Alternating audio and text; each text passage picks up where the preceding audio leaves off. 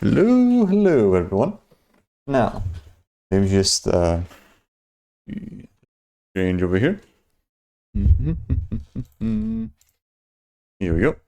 Much better. Hello everyone. How you doing? Hope you guys having a good day so far. So yeah, let's see here. Last stream, which was yesterday, we did some decent progress with Sterdina. Right. We were able to get all the trophies for that one done, but we're not quite done with the game fully just yet. There's still some stuff we have to do before we're officially done with it. And I think we might be able to do a little bit of Seradine today, and maybe even finish it off if we don't take too long with Master Gem as well. Right, we'll see about that. Because I have a feeling we're probably gonna have to farm out a lot of cash for the upgrades for all the cars. For a bit, I think. I don't think that's gonna take too long. My guess is I'll probably just farm out the points on one of the tutorial levels or whatnot, because they all give you the exact same amount of points if you get 3 stars, and that's pretty easy to fucking do in the first few levels. So yeah, let's see if we can finish off the rest of Monster Jam, work on farming the points, which hopefully shouldn't take too long. Then hopefully have enough time to do the same for Steradine as well. Then we'll see if tomorrow we can start a mechanical, maybe get that out of the way, and then probably start doing Call of Duty World War II. Because, yeah, I ended up buying an extra fucking month of PS Plus. Man, I only really had to use it for like a week, less than a week for just these extra games.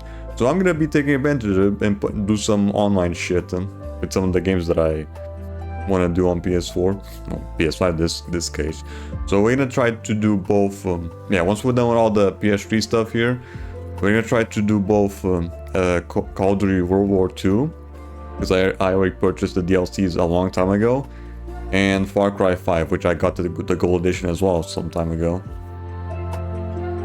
Funny enough, I do actually have the games physically, just for the show in the stand there, and I don't even have to fucking use the damn discs because I have the games digitally, because the deals, because they're like, it's a lot cheaper to just buy the quote-unquote gold editions that comes with the game and all the DLCs. So I don't even need to use the fucking physical media. Oh well. That probably might affect loading times as well, I think. Actually, no, I don't think so, because all the games on PS4, they get installed onto the hard drive, and same thing on PS5. So that probably won't really affect the load times, even if I was using the disc, I think. So yeah, with all that said and done, let's see if we can finish off with both games today, shall we? So yeah, let me just change over here.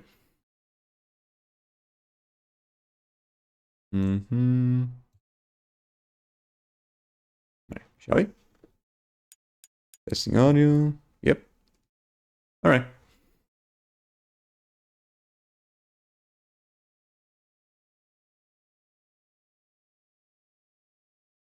Okay.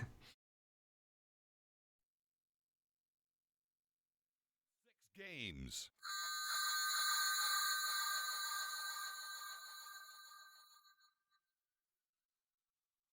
Game mail. Why does the game mail thing sound familiar? I think it was probably the developers of like some fucking mobile games or whatever. I don't know.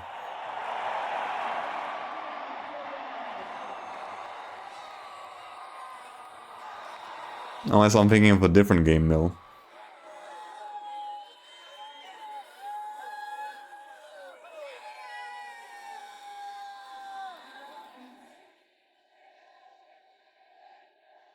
Right, this shit always takes a bit to fucking load. Yeah, man. Yeah, man. Okay, there we go. It always takes a bit to load.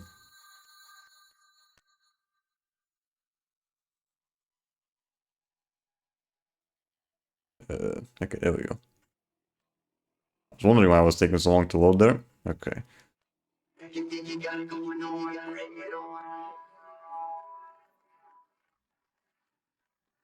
Yeah, this one.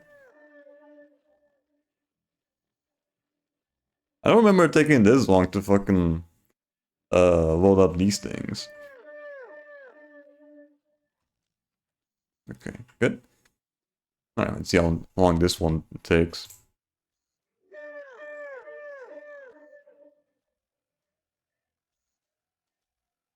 I think it's only the first time you boot up the game, because afterwards it probably doesn't take as long to load the rest of it. I don't know.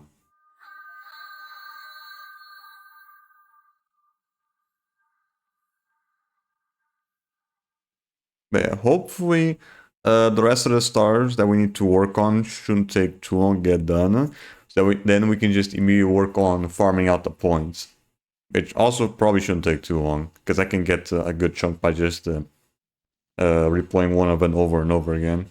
I don't even have to keep going back into the main menu for that.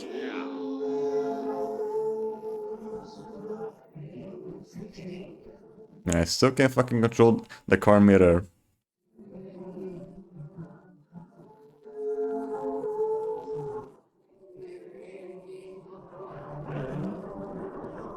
Come on, move your ass.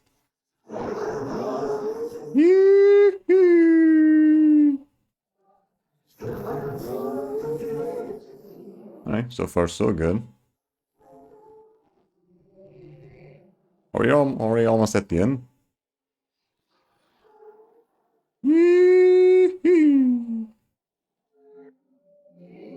Shit. Ooh, that was way too close. And I went backwards. Oh, there we go. That was way too fucking close. And that fucking extra jump really saved my ass there.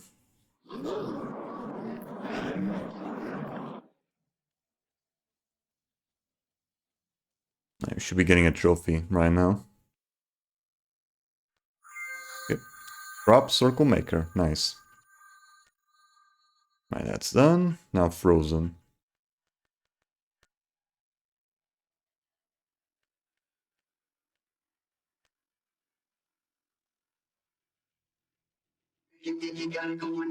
This thing just fucking straight up YC because I can't control the fucking car mirror at all.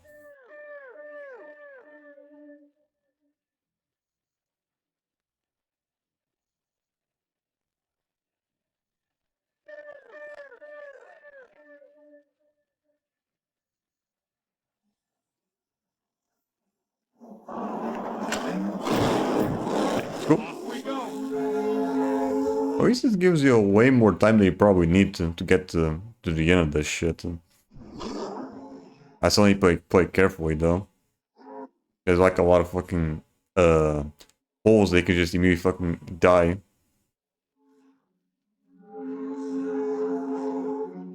What are you doing?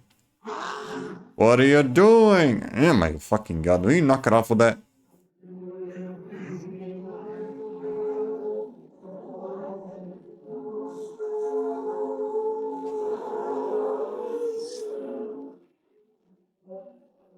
On. Go. Go. There we go. Okay, not an easy one. Again, the extra jumps really helped me out. Otherwise, I would just get stuck in that hole. The game is still constantly fucking chugging like crazy, though.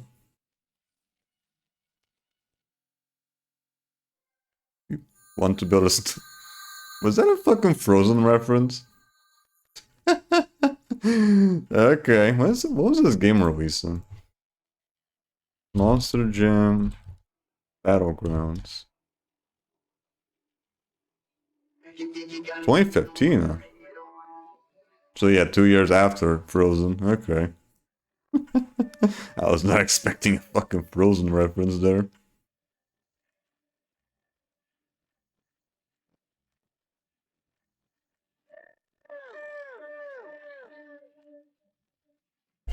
But yeah, doesn't seem like there's that much left to do. Most of the events that we still need to work on are just the other stuff down below. Because time trial stuff is already everything. The time trial stuff is all done, and the tournament stuff is just these three left.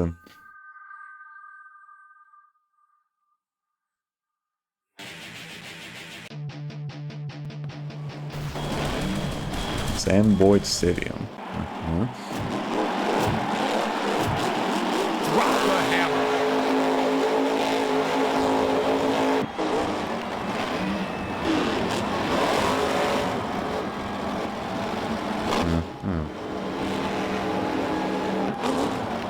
Is that it? Okay. Start. Seems pretty fucking basic, not gonna lie. There's just that one. That's just that really tight turn in the middle. It's just a straight line. Okay. And I'm pretty sure it's gonna be the same for the other one.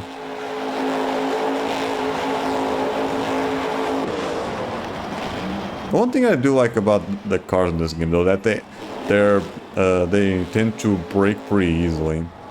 The second you press the button, it's just instant stop. I do like that. It helps you out, especially when trying to make sure you don't fall into fucking holes, or when trying to get as much speed like when going downhill.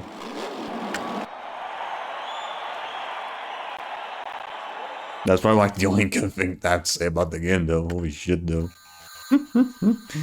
Holy shit, this game is not very well polished. This had to be a fucking mobile thing first or some shit.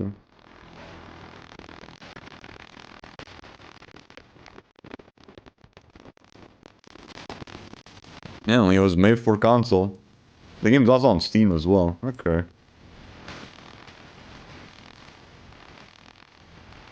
Is it still on Steam?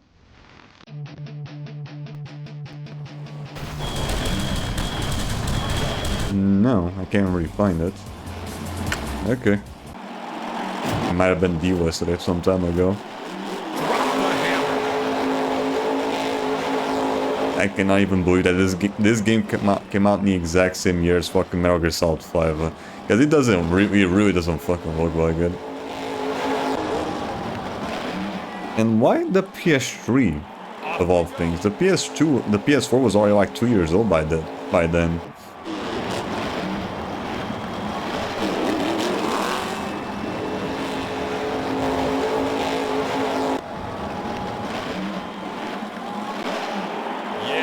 I really doubt that they were working on this game for that long, to the point that they couldn't switch consoles or whatnot.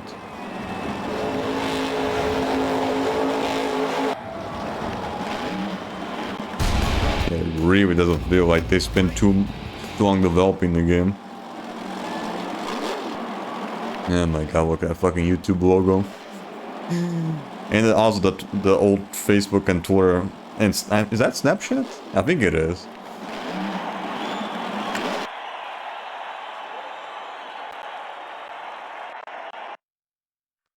Alright, now for the freestyle stuff.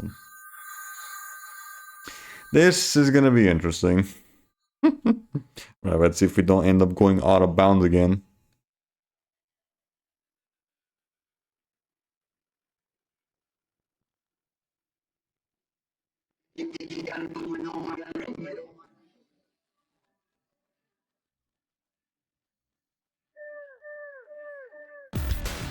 And I think this should be the last freestyle one that I have to do, right? Yeah.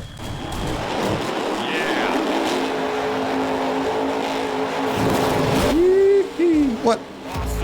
What happened there? Why the hell did you get a big jump there? This shit. What the fuck?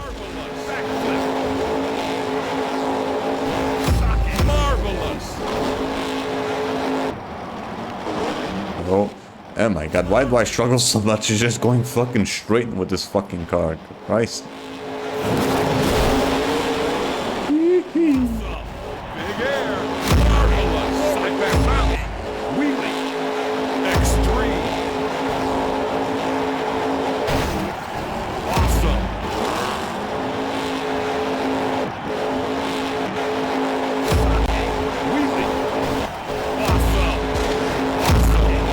Fucking god.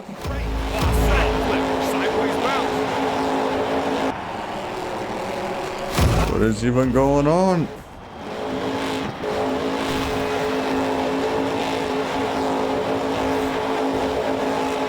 Marvelous. I like that you can still do the fucking donut even when you're standing still. Awesome. Shocking. Forward bounce. Awesome. Wheelie. Will you fucking get the wheels off? Christ, the hell. Awesome. Wheelie. Okay. Awesome. Very easy to get the fucking 10, the perfect score here. Cause I'm just doing random shit.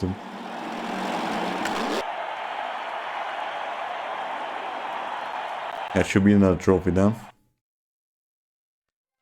Yep, always bet on me. Okay. That's both skill driving and stadium events done. Now it's just stunt mode left. Although we do need to replay a couple missions here.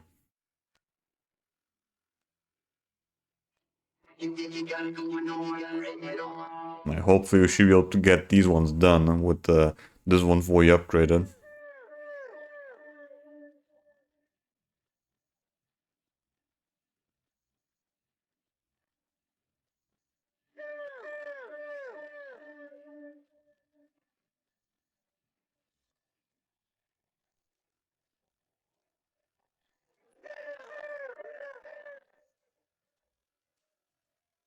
Again, even the fucking audio gets distorted when loading the game. Yeah.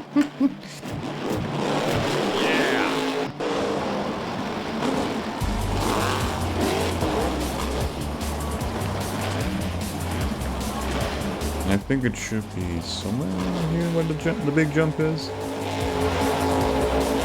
Yeah, it's right here. I need to get a lot of speed in here.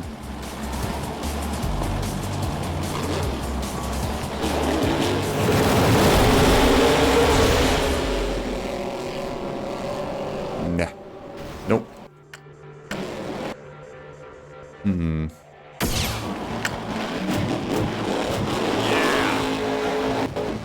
I would be able to try to fucking time the damn jump there. Or the super jump, but again, the fucking game just loves to stutter.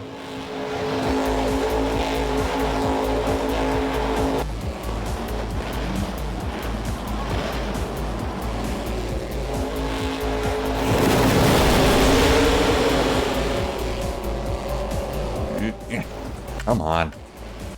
I already see that this one's gonna give me a lot of trouble to get all the way up there. Because even all the extra fucking boosts and jumps, I'm still fucking struggling with it.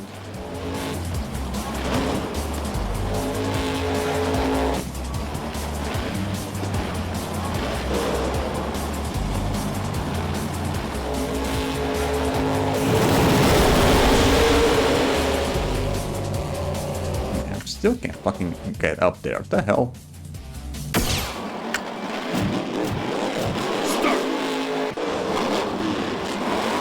Is there like a trick that I'm fucking missing here?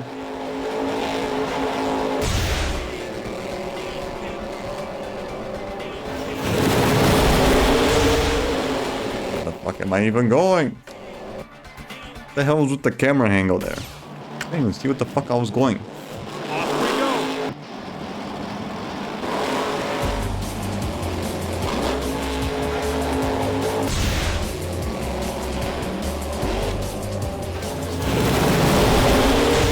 Why do you always fucking do that, man? Christ, even with the best fucking car, with all the fucking upgrades, this thing just still loves to fucking do that shit.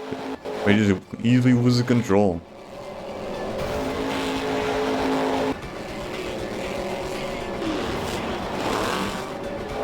Damn it! Yeah, definitely not reaching. There's a fucking thing that just can't fucking go straight to.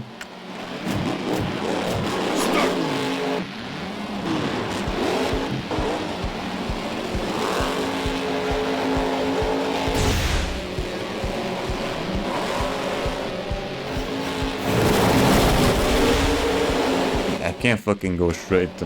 I can't make the jump like that because the fucking car always fucking loses traction.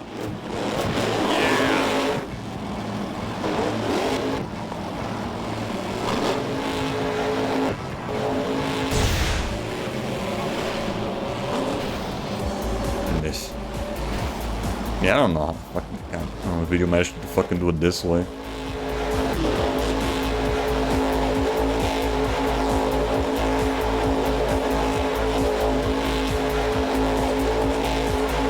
That car just loses traction the second it fucking lands. And I can't make the jump properly.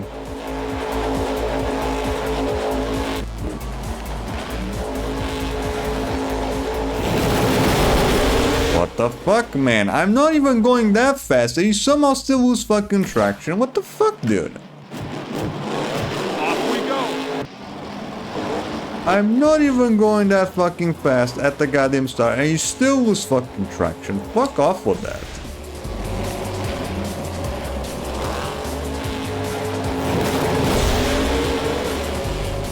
Okay, there we go.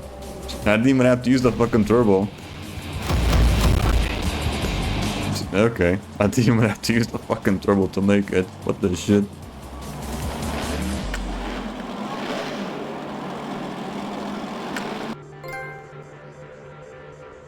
Dangerous lumberjack. Okay.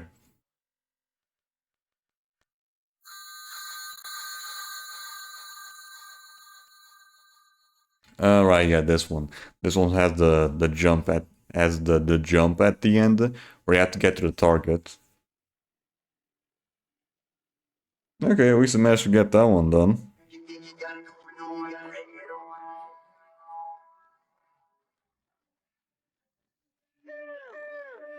Okay, maybe I should probably just only use one turbo there, otherwise the car just starts to lose traction.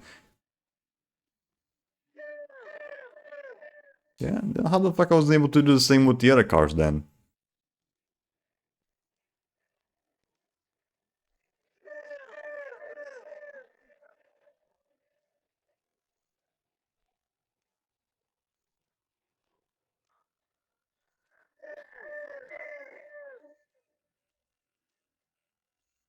Come on, why are you taking so long? Thank you. Race.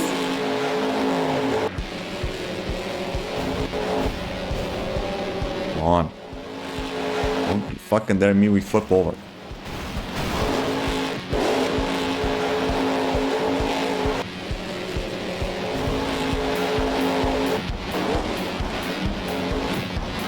Seriously?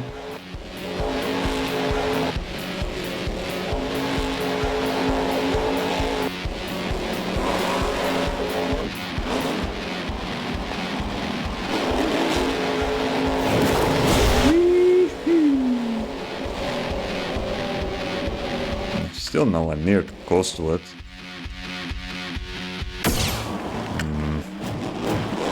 Off we go.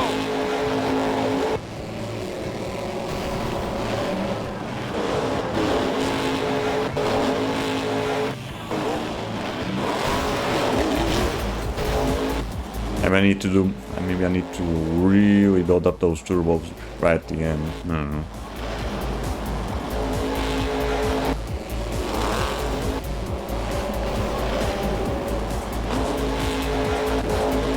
Move your ass.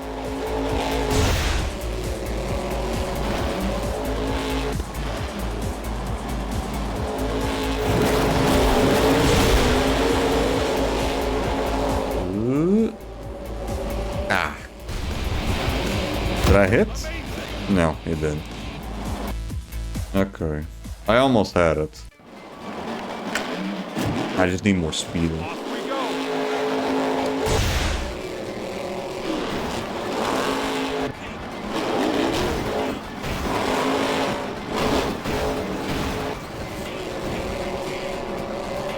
Come on.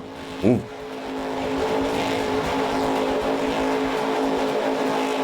Come on, move your ass. Fucking fat little shit.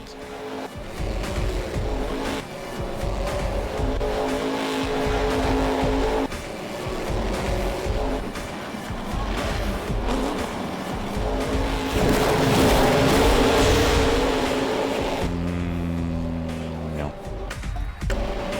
Am I supposed to just not use the jump there?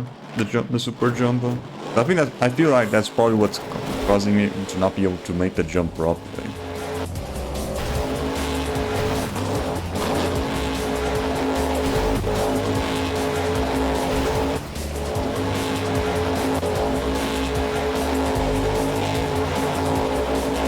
Let's try that. Just not use the super jump in there. And only use the turbos. If I can fucking get there without the damn car flipping over.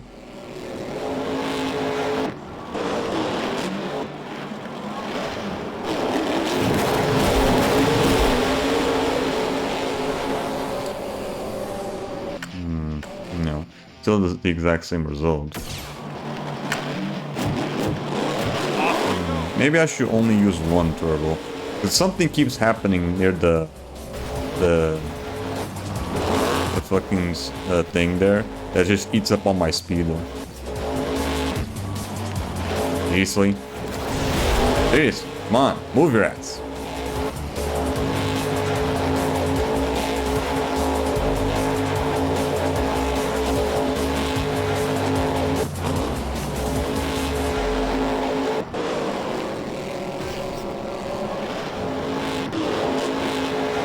Come on, move.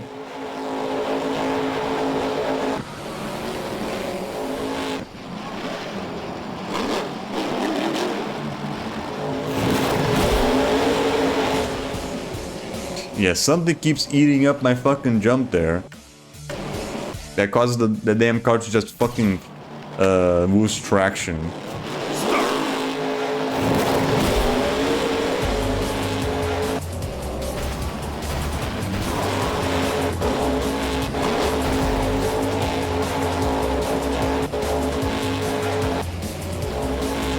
And then I can't fucking make the jump properly.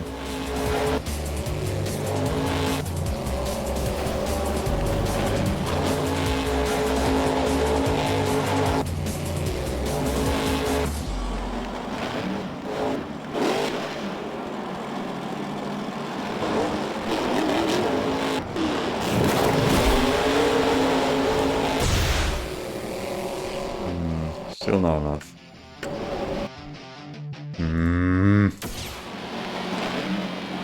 What am I missing? Oxygen, urban. Yeah.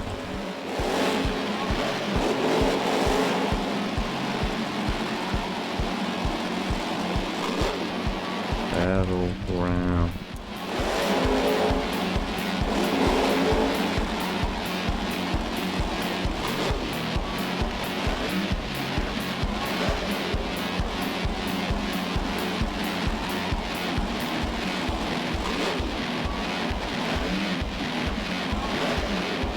This one? Yeah. How the fuck did he manage to get these stuff?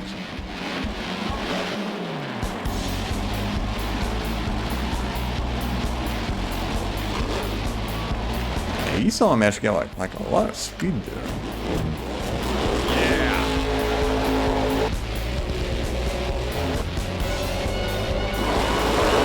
Oh, wrong way. We hit the other one. Here we go.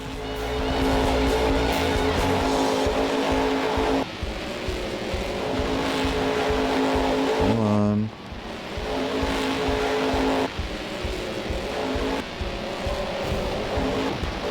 One dude. Knock it off. Let's go.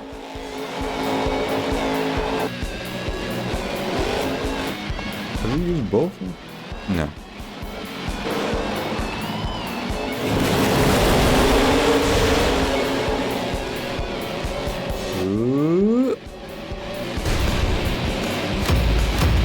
Come on, seriously? Come. What do you mean that wasn't enough? Little shit. What do you mean that was enough to fucking touch the damn thing? Come on. Are you fucking serious? Do you fucking mind? Drop the hammer.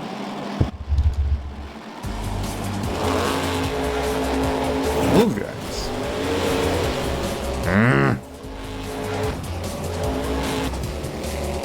No, don't you fucking dare flip over again.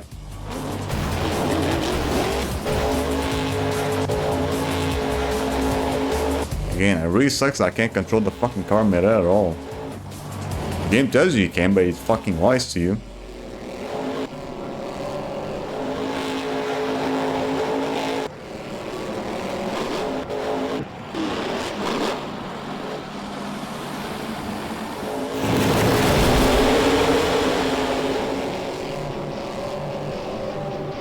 I don't know. I don't know how the other guy managed to get the fucking speed in so easily to make the fucking jump, because I'm not even nowhere close to fucking reaching the damn thing.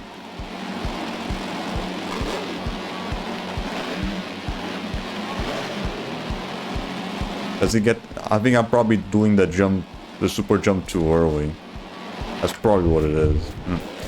I'm probably doing the super jump too late. That's what keeps fucking me over.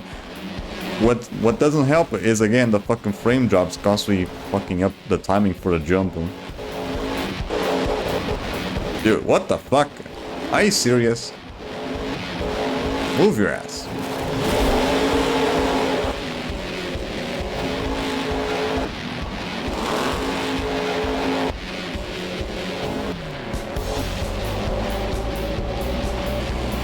Come on, get up.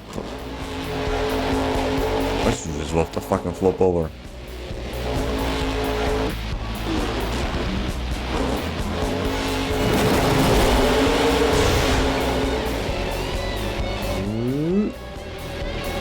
There we go, finally. Yeah, that's what was constantly fucking me over, was the timing for the super jump. What does this button do? Nice.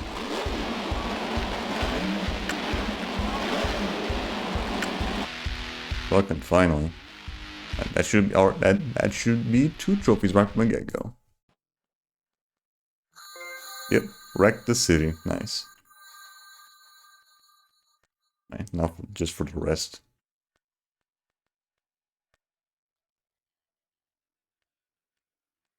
And that one definitely took a bit to fucking get done. Sheesh.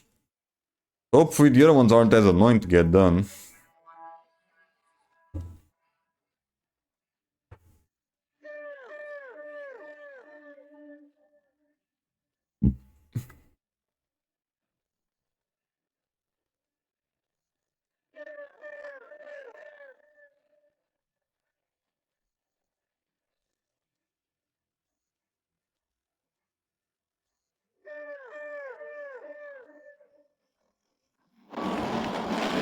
Drop the hammer. This one I just have to destroy as many cards as possible, right? Yeah.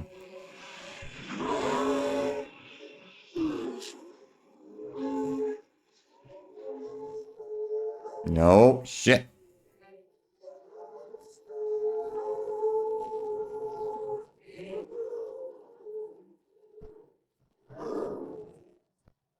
Okay, that was pretty simple.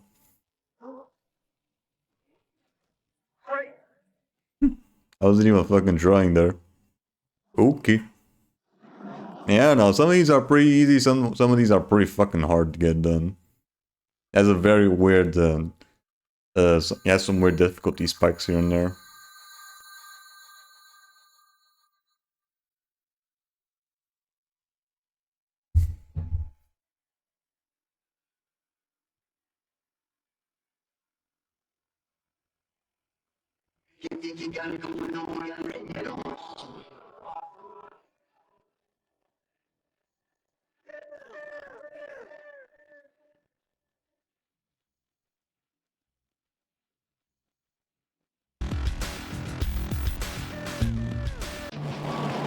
Yep. I wonder where the fucking target thing is gonna be. Hope it's not the fucking end again, like the other one.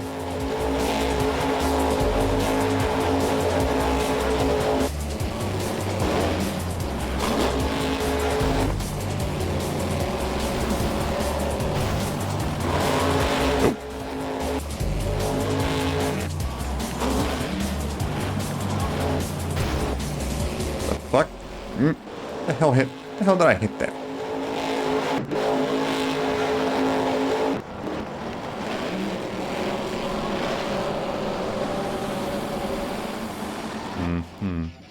Okay. I didn't even know that was gonna be a big jump in there, or whatever.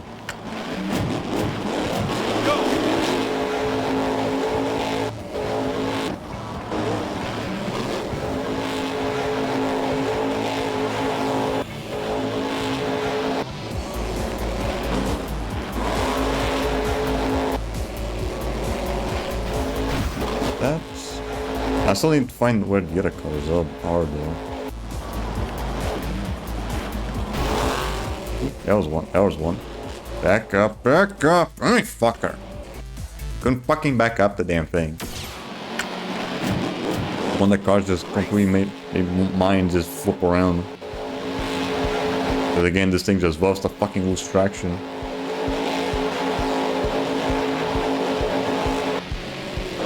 Oh, okay, hold on. I saw a car in there. Yeah, there we go. Okay, so that probably... I need to pay attention to the floors in here. That's where the cars are going to be fucking hidden.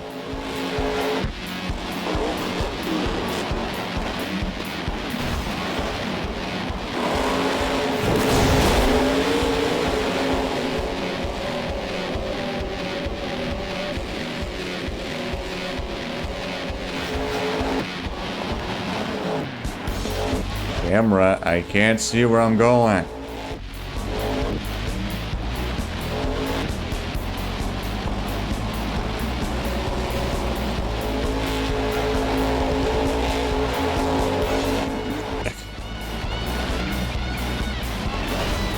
Where the hell's the target thing at? Really? That one fucking sign is enough to fucking make you fumble that hard. Fuck's sakes, man.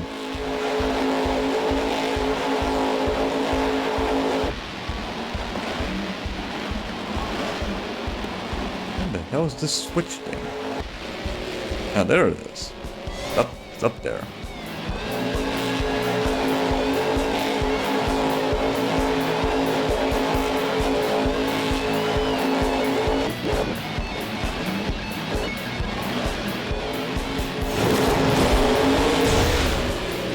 There we go. Nice. Okay, at least it was at the end, but it wasn't. It's a mandatory one. Be able to, you know, get to the adult level, so it's fine.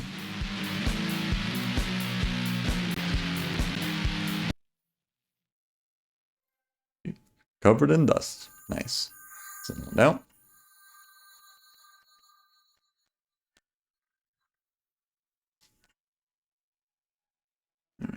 There should be 6 more left, I think.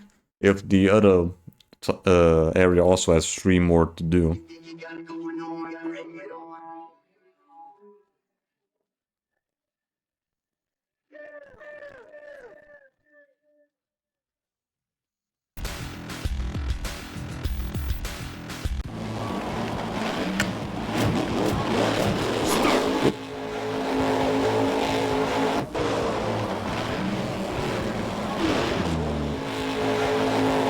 Hold on.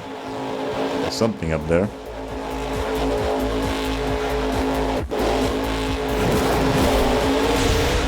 Aha. Hmm?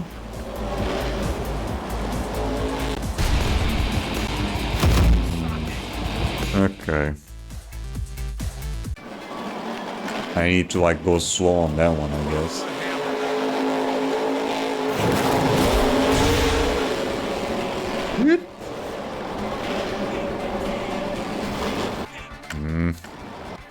I couldn't fucking work on that because the fucking thing just flipped over. Woohoo! Good start.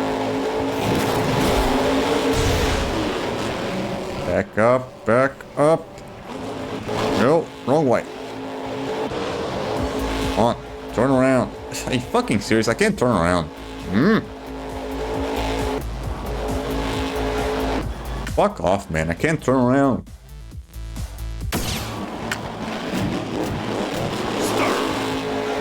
Okay, let's just do the super jump normally. There we go. Now turn back.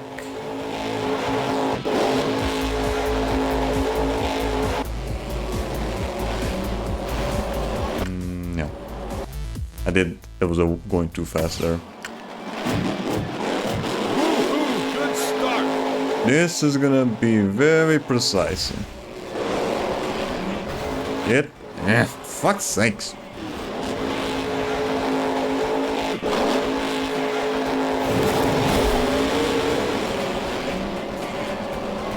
Shit. Guess it again. Maybe I should stick with just the wall routing. Yeah. I even bother go for the top one.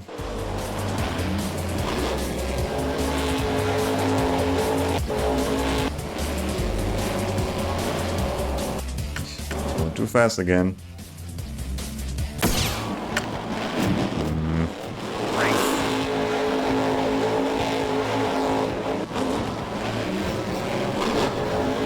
It's fine.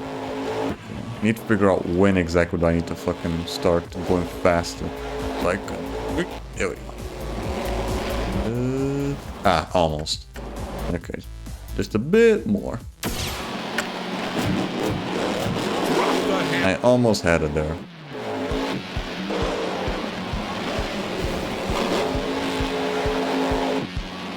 So probably around here, maybe. There we go. Got it. Awesome.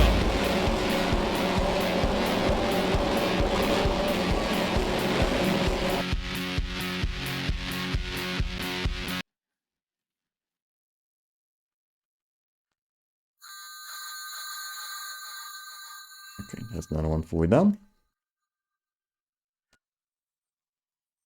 There's still like 20 more fucking cars to fully upgrade though. So this is gonna take a bit.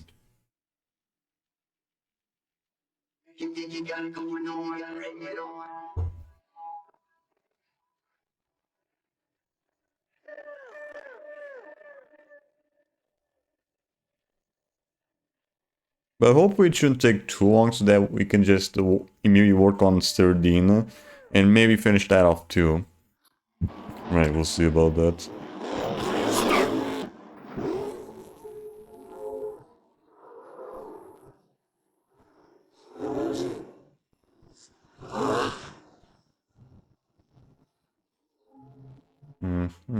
Okay. Pretty simple. I might have missed a couple back here. Okay, just one. Just one. Right. This one seems pretty simple as well. Okay, all good. Don't you fucking dare flip over though.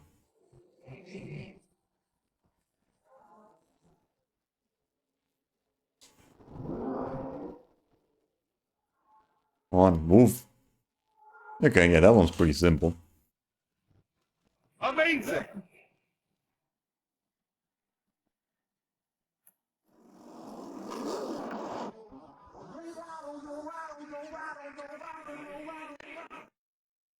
Next.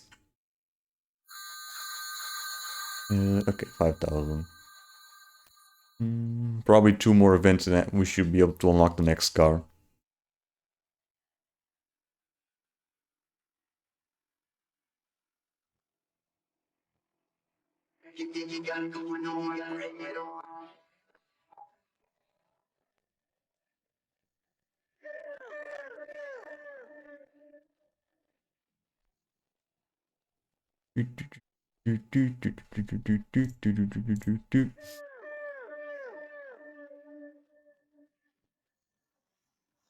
Right, let's go. Drop the hammer.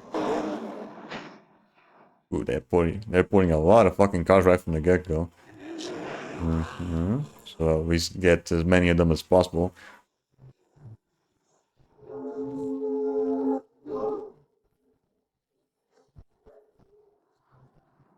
Okay, nice, that's done. Now, where the hell's the damn jump at?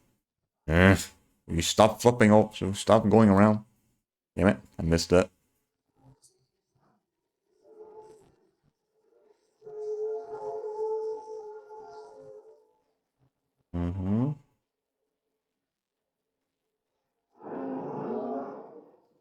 Okay, nice. Now for the jump. Where the hell is that? This? Yeah, I think it might be this. Okay. Back up. Back up. Yeet.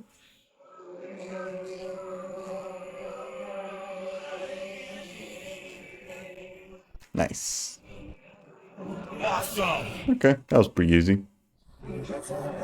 No, it's definitely not as hard compared to the other one. Holy shit. That should be another trophy down. Scared the crows. Nice. Okay, now it's just 3 more left.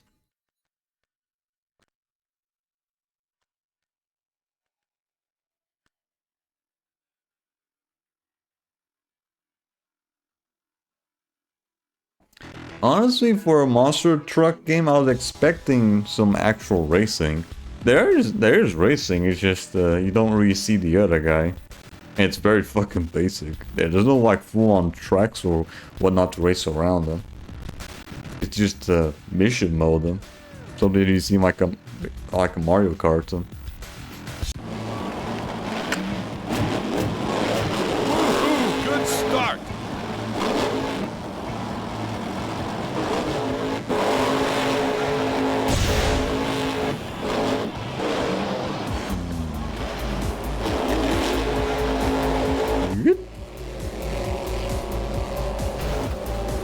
The hell? Come on. Huh? Amazing. How's that?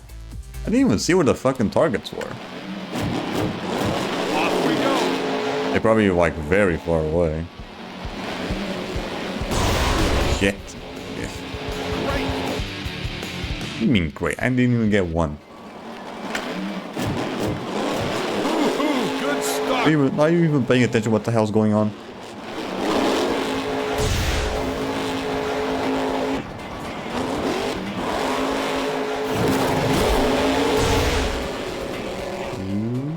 Okay, I see. I see. We almost had it there.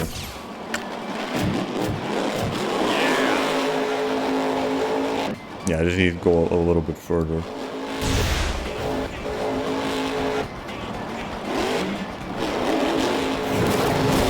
No, you fucking bitch. I hate when it fucking loses traction out of nowhere. He just eats up all the fucking speed. He doesn't do the jump properly. Will you fucking mind?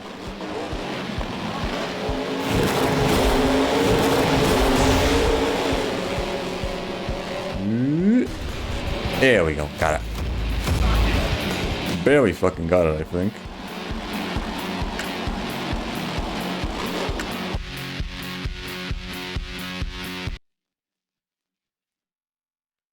Next. There we go. Unlock that. And upgrade.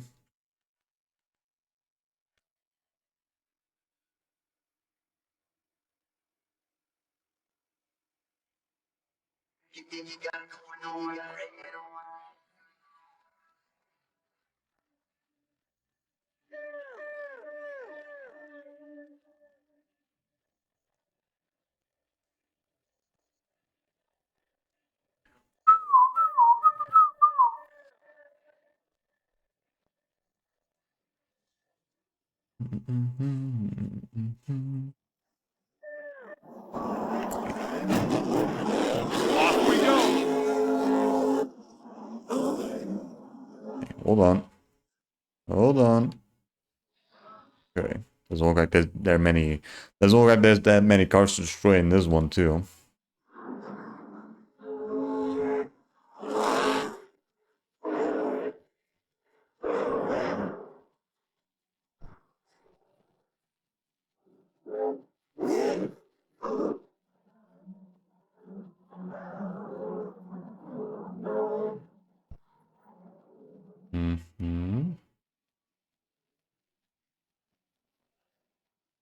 I'm pretty sure even if you don't take the top route, you can probably still get a good majority of the cars just fine. And I overjumped it. Fuck me. Okay, yeah, I can't. I don't even have to fucking take the top routes.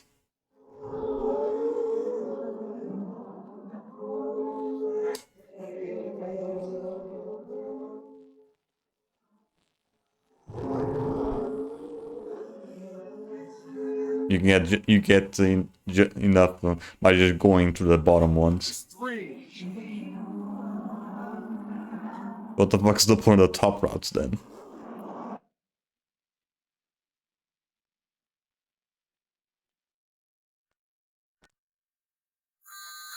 Alright. Last one. Then I think there should be like one more trophy that we have to... No, I think there's like a couple, like 2 or 3 still up to do.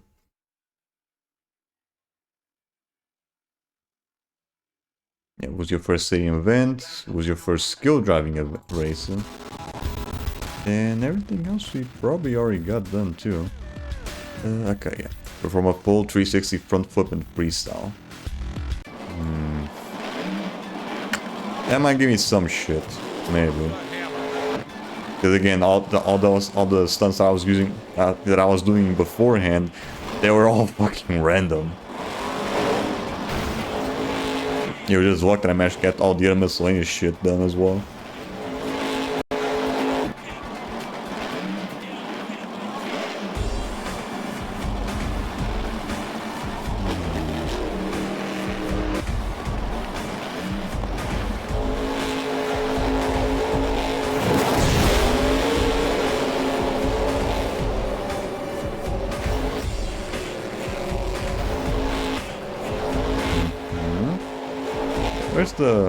Where's the target?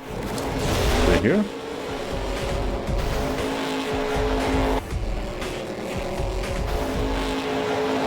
No, don't you fucking dare lose traction. The last goddamn jump, you little fucker.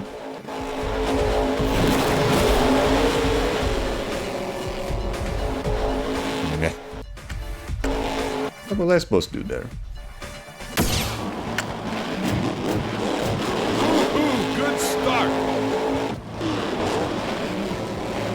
Back up. Back up. Okay, I thought I saw a car there, but no, it was just a rock.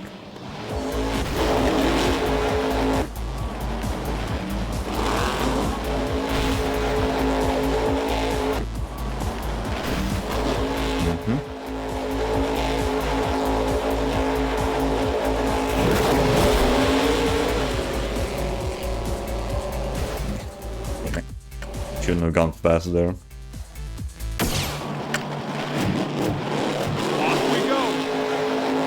I wasn't able to do the jump properly.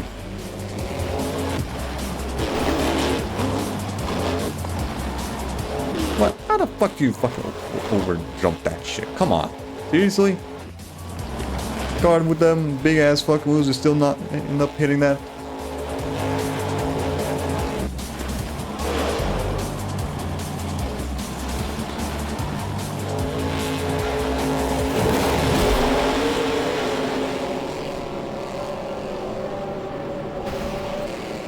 This shit. Yee.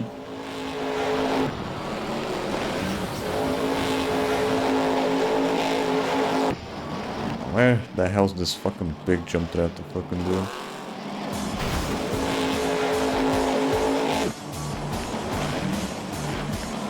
Is it? I don't think it's this one, or is it? No. The one afterwards. It's this one, I think. Oh wait, no. Maybe this. It was supposed to be this one.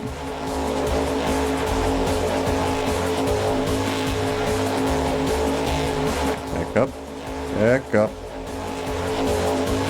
Back up a bit.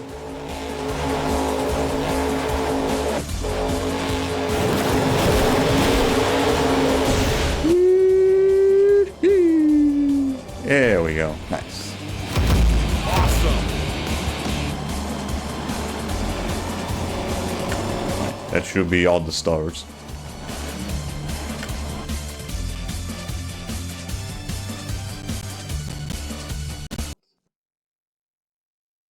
Let's see. Stuntman.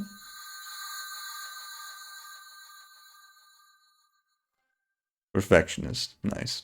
All that it's a fucking bronze trophy to get all the stars, but then getting all the stars in one particular zone and gives you a gold trophy. It gives you a gold trophy. It's very weird. Right. So that means there's probably like 3 more trophies we have to work on. See, it was your first stadium event, huh?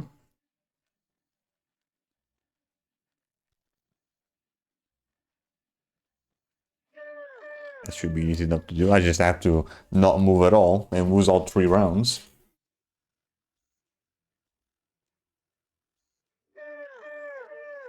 I'm surprised I never ended up losing one of these. I think I did lose rounds, but I didn't lose like the full match.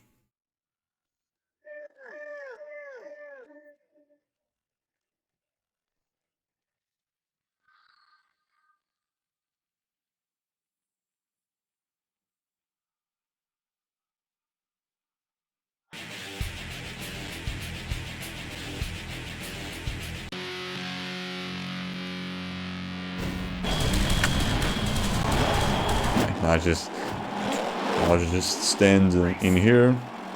Oh, the guy was there. Where the hell is he going though? I guess there was another NPC here that you had to race him. However, that guy just went the opposite direction. Yeah, I think that one's just not doing what you're supposed to be. Oh wait, no. I guess he is. It's just that he's doing it on the other way. He's just doing it on his side.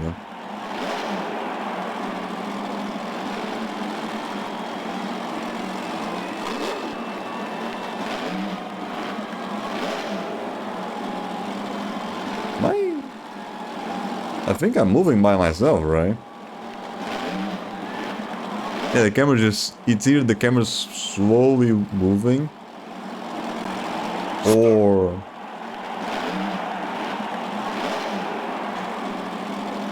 It's either the camera's slowly moving, or the car itself is actually moving by itself. Okay. As you can see a little bit of it.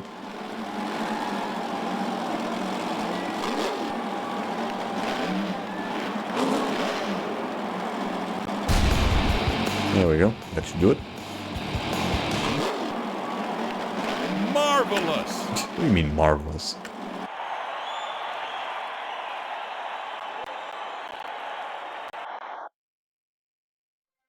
Left in the dust. Nice. Now let's see. Skill driving. Surprised I haven't... I totally fucked up some of these ones beforehand. Maybe it's because I didn't go into the main menu, or I just immediately restarted. Something like that, I guess.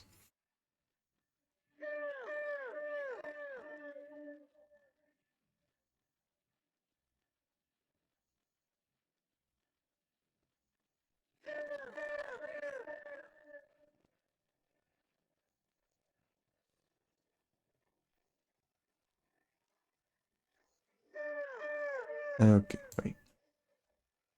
Was this the same team that worked on the fucking Scratch game on PS4?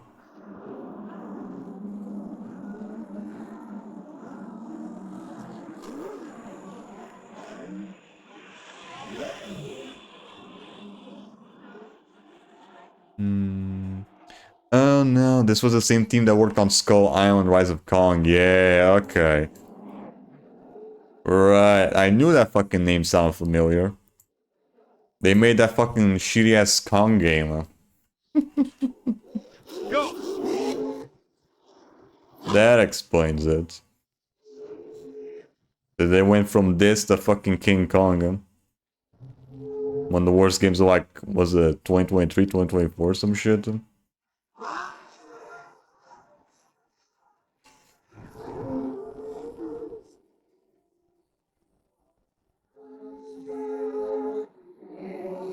Here we go. Alright, that should do it. Yeah, I probably never fucking failed this just because like Emu restarted. Right! But I definitely died beforehand while doing these things. Nice, skilled loser. Nice. There should only be like one more left. Now we have to try get a full 360 front flip in freestyle. I'm gonna try to fucking do that though.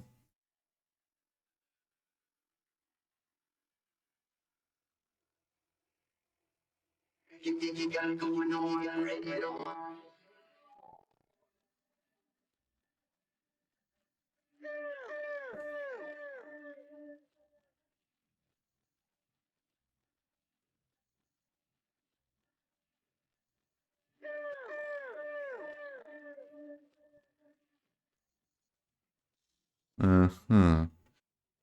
Right, this is probably gonna take a few attempts, because again, the fucking stadium shit is actually not that predictable what you end up fucking doing.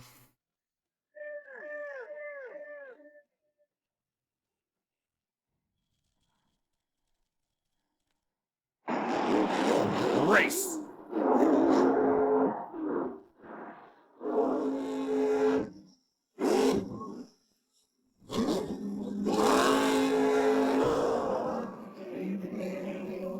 That it? Front flip. Yeah, I think that was it. I think. Awesome. Wheelie. Yeah, there we go. 2 steps forward. Monster Jam Elite. Nice. Okay, that actually wasn't too bad. Awesome. Got it done. Double backflip. I had no idea how the fuck. I didn't do a front foot beforehand. Oh well. That's everything then. That's the game fully done. At least in terms of trophies and shit. Yep, all done. Alright, now let's farm out those points. Now we're just gonna keep doing the very easy fucking challenge and just farm out the points there over and over again. Yeah, I'll first play the thing one timer, and then I'll probably just plot a fucking video while we farm out this shit.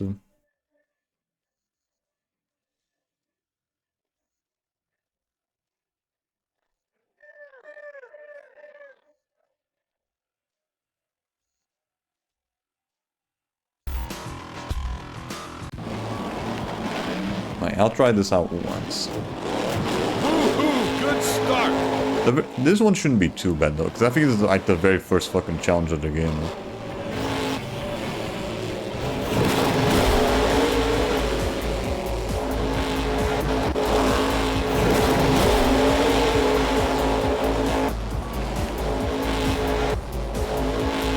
Maybe.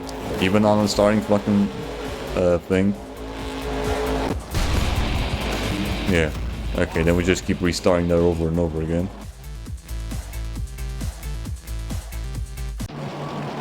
Alright. Yeah, we're just gonna keep doing that over and over again while we have another video playing in the background. Okay, let's see here. What do we have?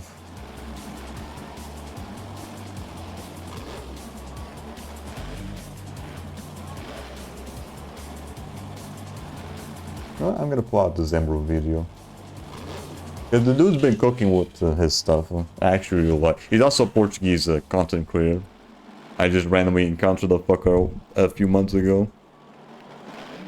I think it had something to do with Angry Joe. I think. There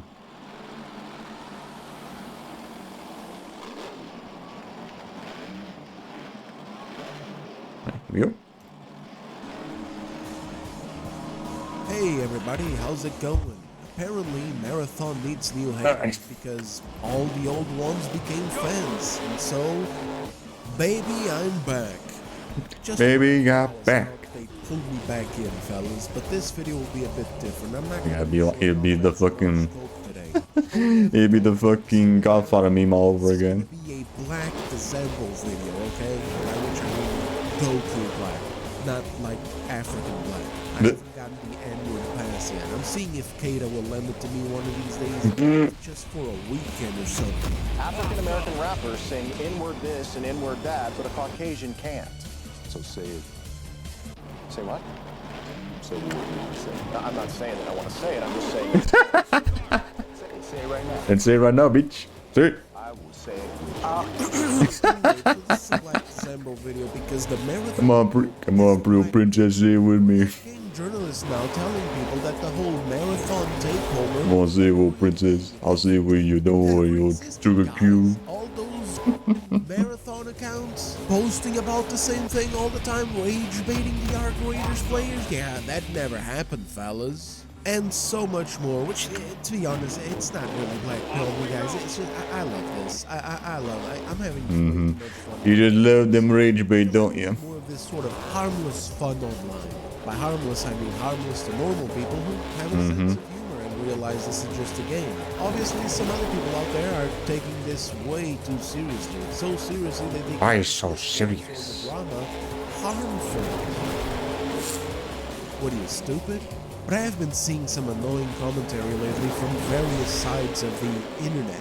Some of which does have to do with what I just mentioned. You know, the whole thing of, oh my goodness, I feel so harmed in my cocoon from people online saying my new favorite game is bad that I just can't even enjoy it anymore. Listen, man, if you can relax, play a game, and enjoy the time, that's a problem with your game. Every night for the past few days, I've been the game just fucking crashed. And banging out some Crimson Desert in my downtime, while my Twitter mentions flame me. This game just randomly fucking crashed. Enjoying a video game, even though it is a game that I myself am criticizing. I thought for a second the marathon, bro. one of the cables was glitched out, but no, the game just fucking crashed out of nowhere. Having fun. Marathon bros, on the other hand, will get on the game, play a couple of rounds, they'll goon to the little cutscenes like, oh man, Marathon is so cool, especially the new scene from the Cryo archive that has finally released, while at the same time, the game is failing to gain traction because people are getting wiped by squads of sweats in higher level gear, playing in lower level maps to farm noobs because the damn thing is unbalanced and encourages it. Then, you know, they rage quit, go online, and there's people shitting on their game, and since because they can't admit that their game is flawed, they just want people to stop commenting on it. Wait, hold on. I might need to pull out the fucking headphones for this shit, otherwise my microphone's always gonna catch the audio from the video and think that I'm the one speaking. It. And so on and on goes the struggling marathon cycle. While at the same time, the same type of people I talked about in my previous video cope about there still being X amount of players. Back then it was 60,000 players, then it was 50,000 players, soon it'll be 40,000 players, then it'll be 30, you know, you get what I'm saying. You know, sometimes I got a little bug in my head going, hey, you know, screw it, let's throw 40 bucks in there, let's buy it, let's get fresh footage and see the Cryo archive thing for ourselves. Nuh-uh. And you can't even fucking bother with that. This game can eat my black ass. As in, you know, Goku black, not African American black. England, murderer! He's not black. What?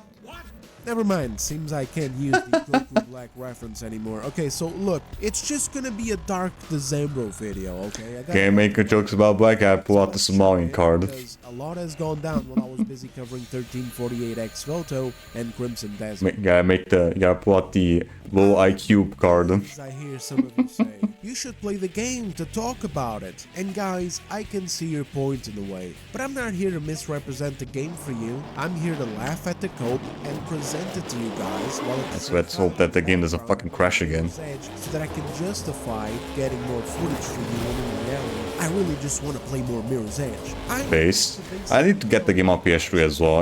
I heard some really good things about that one. From the cringe radiation status effect, and you can just enjoy the show. Honestly, the online drama about video games is ending up being more fun than the video games themselves. Plus, even if you play the game and you don't, you know, when people actually end up fucking playing the game, the modern audience, you're still going to get that they're always talking about. Marathon Blazing Squad. One of the funniest things happened just a couple of weeks back, and it's still being brought up every now and then. It kind of became a thing, and that thing was this. Vira Dark was playing the game, and because her gameplay wasn't the hottest streak of kills since the Wombo Combo Revolutions, she got roasted on social media. Smash AT too, in fact, but that's really nothing new. I mean, Smash AT got it even worse, but it's almost like people care less about him than Vera. Maybe this is because she's got more subs, or maybe because people see Vera as a more legitimate critic, and so they piled on her for a few extra points, you know? Or maybe, hell, it's because Smash AT is so often getting piled on a daily basis online that this was just another Tuesday at the office when it comes to him.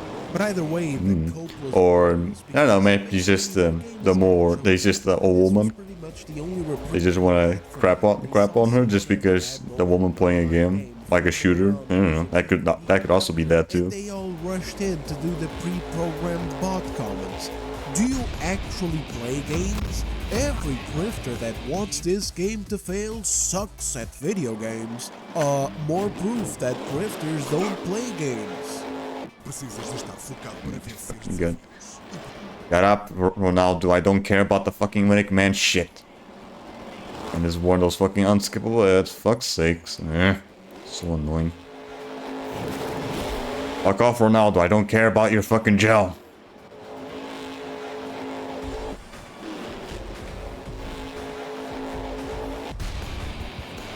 Do you mind?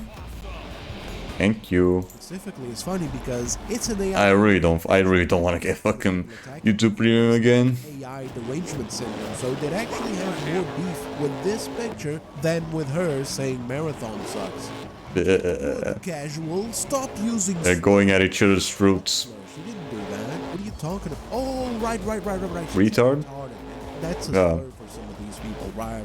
Sorry, guys. Because it offends them. Anyway, on and on this goes. It's only offensive because it offends them. Oh my God, millions of views on the clip alone. And while clowning on someone for a bad clip is nothing new in gaming, the part of this being used to dismiss marathon criticism as just grifting from people. They don't want to constantly being reminded about their medical about their medical status.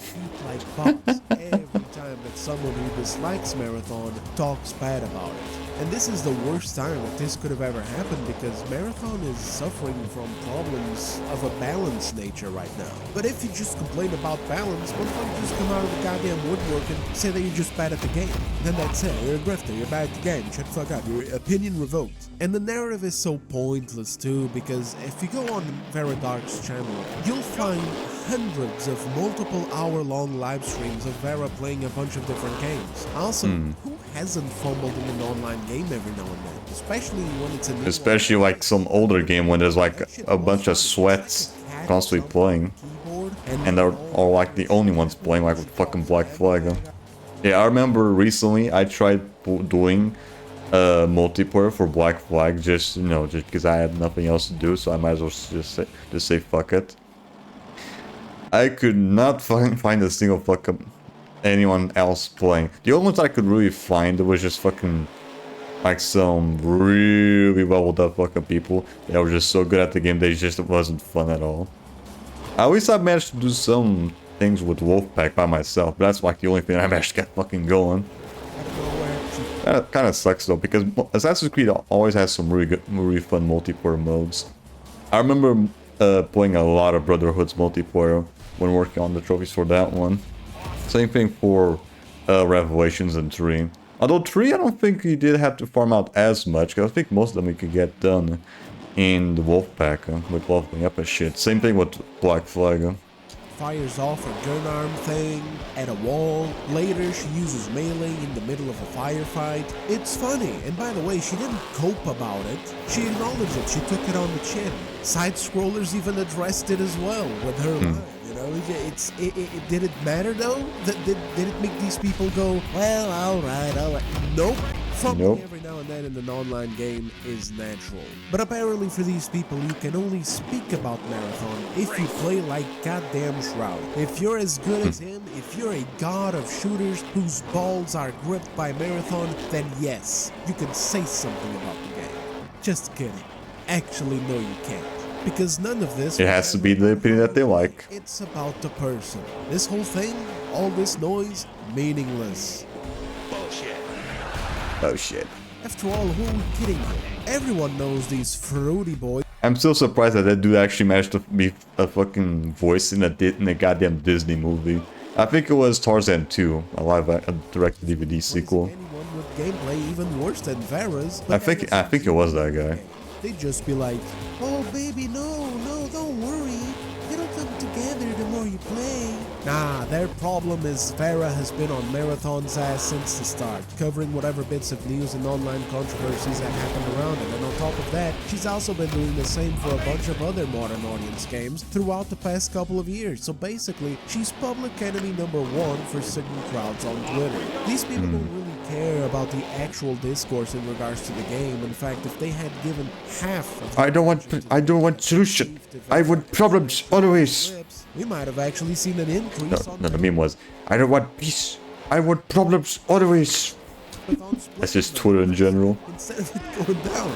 But again, many of them didn't even buy it and don't even have an interest in it. They just want to do the easy dunking while the game suffers a slow death in the background.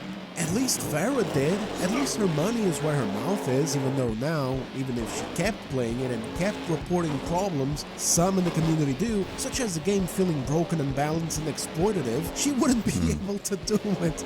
Right, because all the they toxic just say that she's positivity. bad. So there you go. You complain just to grip. Either that or just a toxic positivity. How this ended up They don't want Go on to the take lower criticism or level whatever because it's too Marathon offensive or where some shit. You can find higher level sweats just stalking the land, blasting people for points. Because now with the Cryo Archive, this kind of thing is not only encouraged, it's kind of necessary. Because the buy-in for Cryo Archive, an end game level zone, is so high, and the cost of it as well, because of course if you die you lose everything, that yeah, high-level players are encouraged to go farm noobs so that they can get their inventories back up. I've also been seeing a lot of clips online of But you lose your fucking... I don't know what to I don't really fully understand how the whole Wooch system works on Marathon. Is it like Dead by Daylight where it's only like one time use, so you have to like level up a bit with blood points? I don't know. like to call them the movement community. Ever since that fateful video of the Battlefield 6 Catboy. The Catboy. So what I've been seeing a lot online recently is That's already been like half a fucking year ago? Holy shit. finding a bunch of exploits on Marathon for basically flashing around People just completely forgot about that fucking thing. record time. Same thing with Battlefield 6. I always laugh with these people. I'm so sorry, guys. I can't help it. It's because they can't even just be like, check out my moves, brother. No, they call this a very technical term. They call this creating movement technology. Technology. My guy, you're just moving from A to B. You jump in, there's a bunch of guys running around with high-level gear, blasting the shit out of you. On the other side of the map, there's people jumping like ninjas, even though you're playing the game. You're literally doing that with fucking Mirror's Edge, which is what he's doing right now. But some people out there, they can't grasp that every game must move like Call of Duty 96, you know what I mean? Like every You gotta Call of Duty 96. the movement community cringe in that Battlefield 6 video because they wanted Battlefield 6 to move like Call of Duty 75. Let them talk or you're gonna get Call of Duty 96! I'm not living with Call of Duty 96!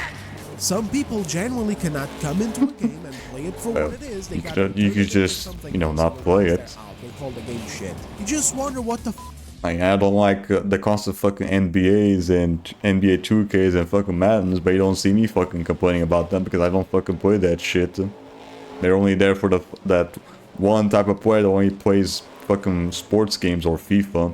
Especially in Portugal where there's like, I know a couple people that only play on their PS4 with fucking FIFA.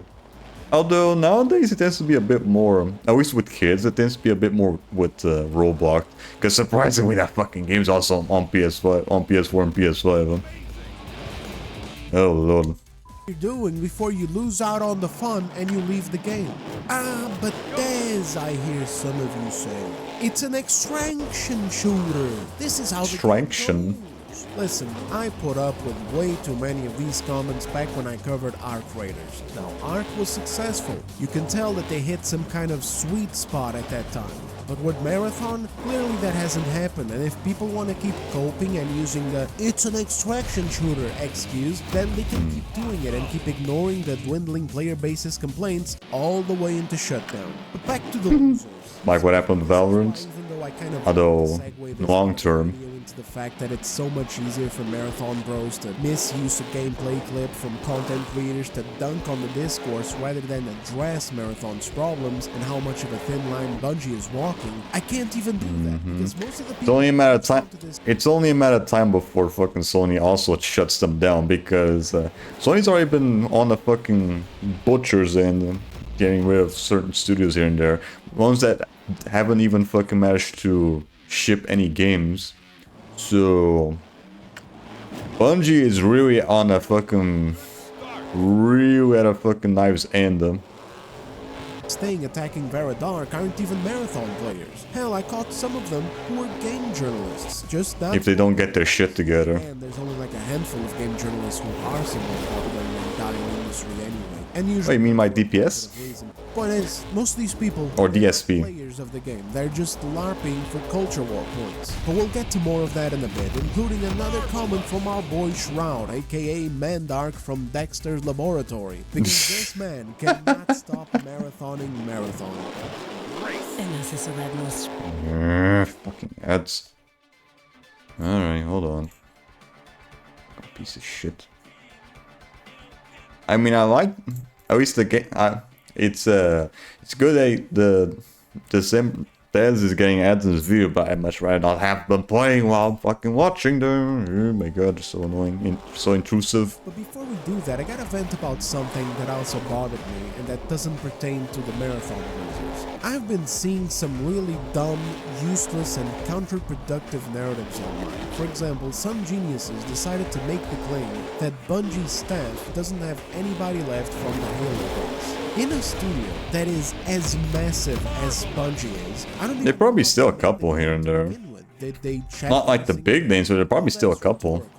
Because we know they didn't. And we know that because one of their developers took to social media and made a very easy post debunking all of that while getting gassed up with social media points from morons. Because his debunking thing was frankly lame. Like, he dug up around 30 names and that was it. 30 names amidst thousands of employees at this point. So it's like Nobody cares about a the 0.1%. optics. And so when a bunch of losers start showing a quote retweet of someone saying, there ain't even any Halo developers left, and then the reply is dunking on them with like proof that there is, even if it's only 30, they don't care. It's over. They already won 1% doing 50% of all the work. on the dumb internet joust. This is generally what happens when people gather together and talk mad shit without confirming information. Then they end up looking like clowns, and since many of these morons online, the same ones who piled up on Vera, for example, calling her a grifter, love to bundle all of us together, every damn content creator from A to Z who criticizes bad games or bad industry practices, then you end up making me look like a clown too. And that's one other way that the Marathon Cope has been blackpilling me in the last few days. I see dumb shit. I'm getting blackpilled, stop blackpilling me. We just talked about with Bungie not having Halo developers. It's useless. It's a completely useless point. It doesn't even matter in this scenario. Usually, people bring this up to make the claim that the identity of a studio is not the same anymore. And so the quality of the games isn't the same either. That old Then also, you could also make the argument that even if the old devs stayed in the studio, that wouldn't really show that the quality would remain the same. Like, for example, if say the same devs of one studio they went alpha and then create their own studio, sometimes the results is just not making good games per se. A good example is that is the Callisto Protocol, like what happened with that one, with the, I think it was the main guy from Dead Space. Yeah, he worked on that. I don't know if he got fired or just he let himself go. But then he just he went off from EA, made his own studio, and then he made Callisto Protocol, and that one got completely fucking botched over by the Dead Space remake. storied connection and DNA is gone. And you don't need to talk about Bungie's massive staff to do that. All you gotta do is point at what Marathon is and describe it. And just by doing that, you have perfectly drawn out your point that the studio that once made Halo, the same culture within it, the same drive for storytelling and for breaking the mold, is gone. Because instead, we just have another live service extraction shooter. One set in a world that actually has great lore, but is never going to have that shine through because, well, it's an extraction shooter. You press play, you get thrown... And it's also nothing like the OG games. Frenchman, neither you... I've not seen anything from the OG ones. Complete some side quests, shoot at some other team, potentially composed of a Spaniard, a Welshman, and a Croatian guy. You don't understand what they're saying either, and then you extract. You sigh at the weird, empty feeling in your heart. That's oddly specific. And you close the game. Take a piss. And What the hell's with the fucking chickens there? Or alternatively, you do all Let's of that CS:GO. and you fail to extract because Or is that you're Marathon? flattened by a team of Joey hardcores who just got off of the cryo archive running high on adrenaline, purple shields, and movement tech while you were just trying to kill time on a Tuesday night. That's it for most players. Most players will never know about the lore of Marathon, and that is something that Bungie of 2026 is perfectly fine with, and that Bungie of 2006 would not be fine with. That's all you gotta do. You don't have to go around making these extreme claims like, oh, get this, guys. Marathon is terrible, and the reason why is because the lead designer's mom smoked cigarettes during pregnancy. I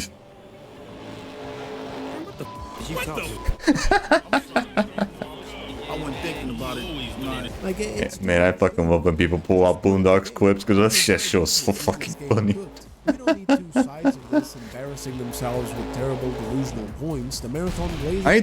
I need to watch the entirety of Boondocks. That show looks so fucking funny. And I only keep seeing clips from it.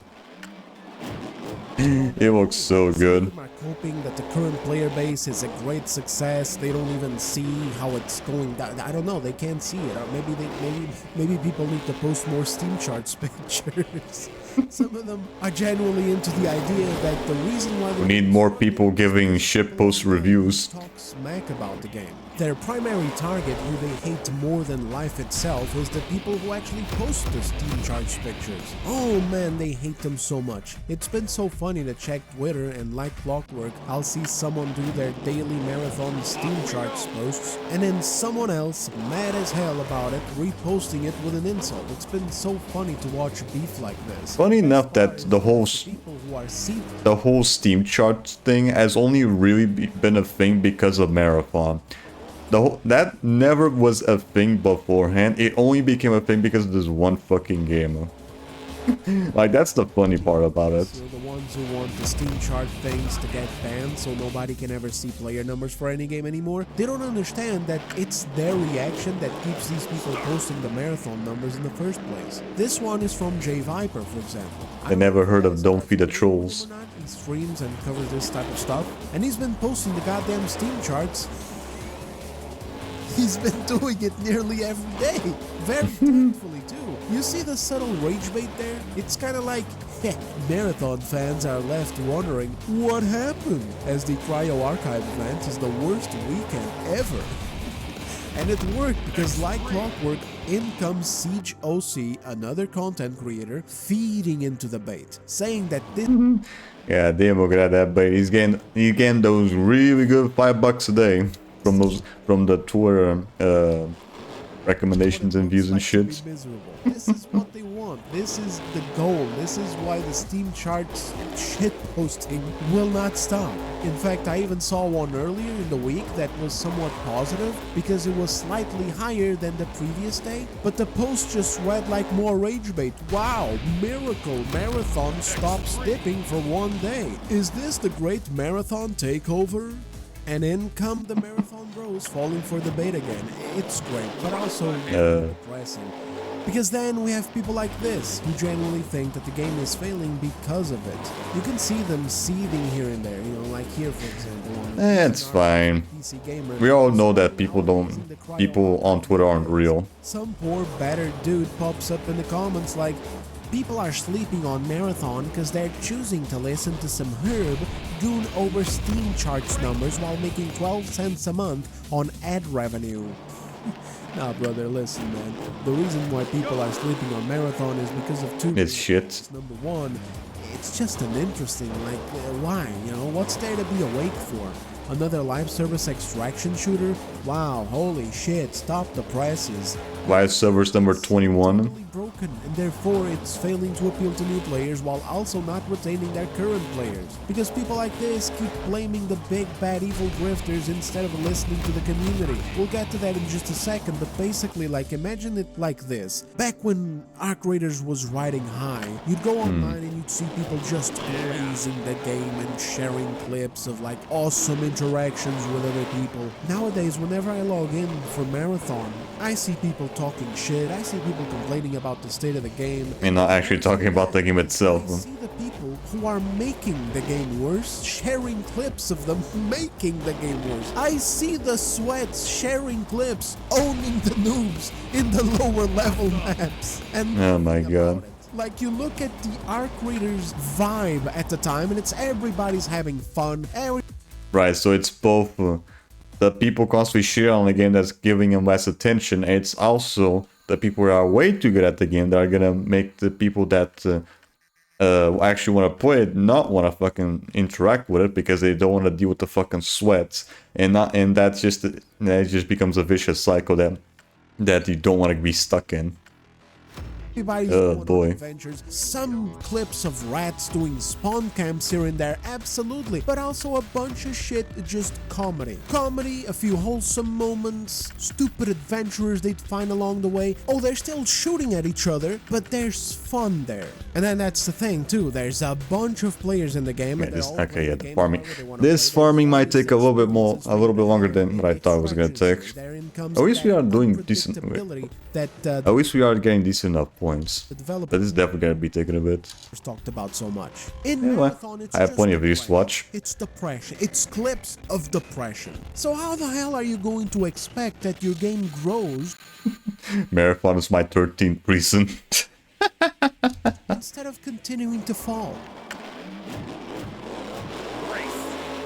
A small final thing about this that I want to say is these people are collectively, you know, like it's an umbrella. It includes players, it includes randos like the ones trying to roast Vera Dark, it includes content creators like the ones mad at Steam chart posting, and it includes game journals like Paul Tassi here, who like to post dumbass articles like this. Why are people hating Marathon as a sport? All these people, you know, what they're doing Is it gonna be an esports? gather and talk about the game. Now that'd be some shit if shitting on a game was more of an esport than actually playing the damn thing. Deliberately attacked with a hate campaign is due this self-fulfilling prophecy of the hate campaign.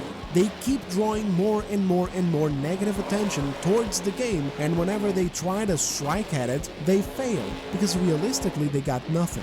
Let me give you a quick example. It might be a bit rambly, but bear with me here. I made a Crimson Desert video dunking on a bunch of really stupid criticisms. This isn't because I'm glazing the game. If you listen to the video, you see that I'm not. I like the game, I'm having fun, but I address various of its problems, both in the video and on social media, even more of them on social media. I just keep sharing things and telling people to be careful, not to buy into this if they're not sure. Ones that I personally observed, and others that I see reported by people. The reason why I'm able to do this in a video like that, and roast ass criticism, is because it actually exists. It's people who can't walk in the game, or people who can't figure out basic puzzles, or people who can't light a damn arrow on fire. People who basically Or the SP that can't fucking that doesn't know what can't fucking bypass the tutorial. to disprove. But marathon bros like this just can't. If they could, half of these grifters that they keep blaming for the game failing would scatter.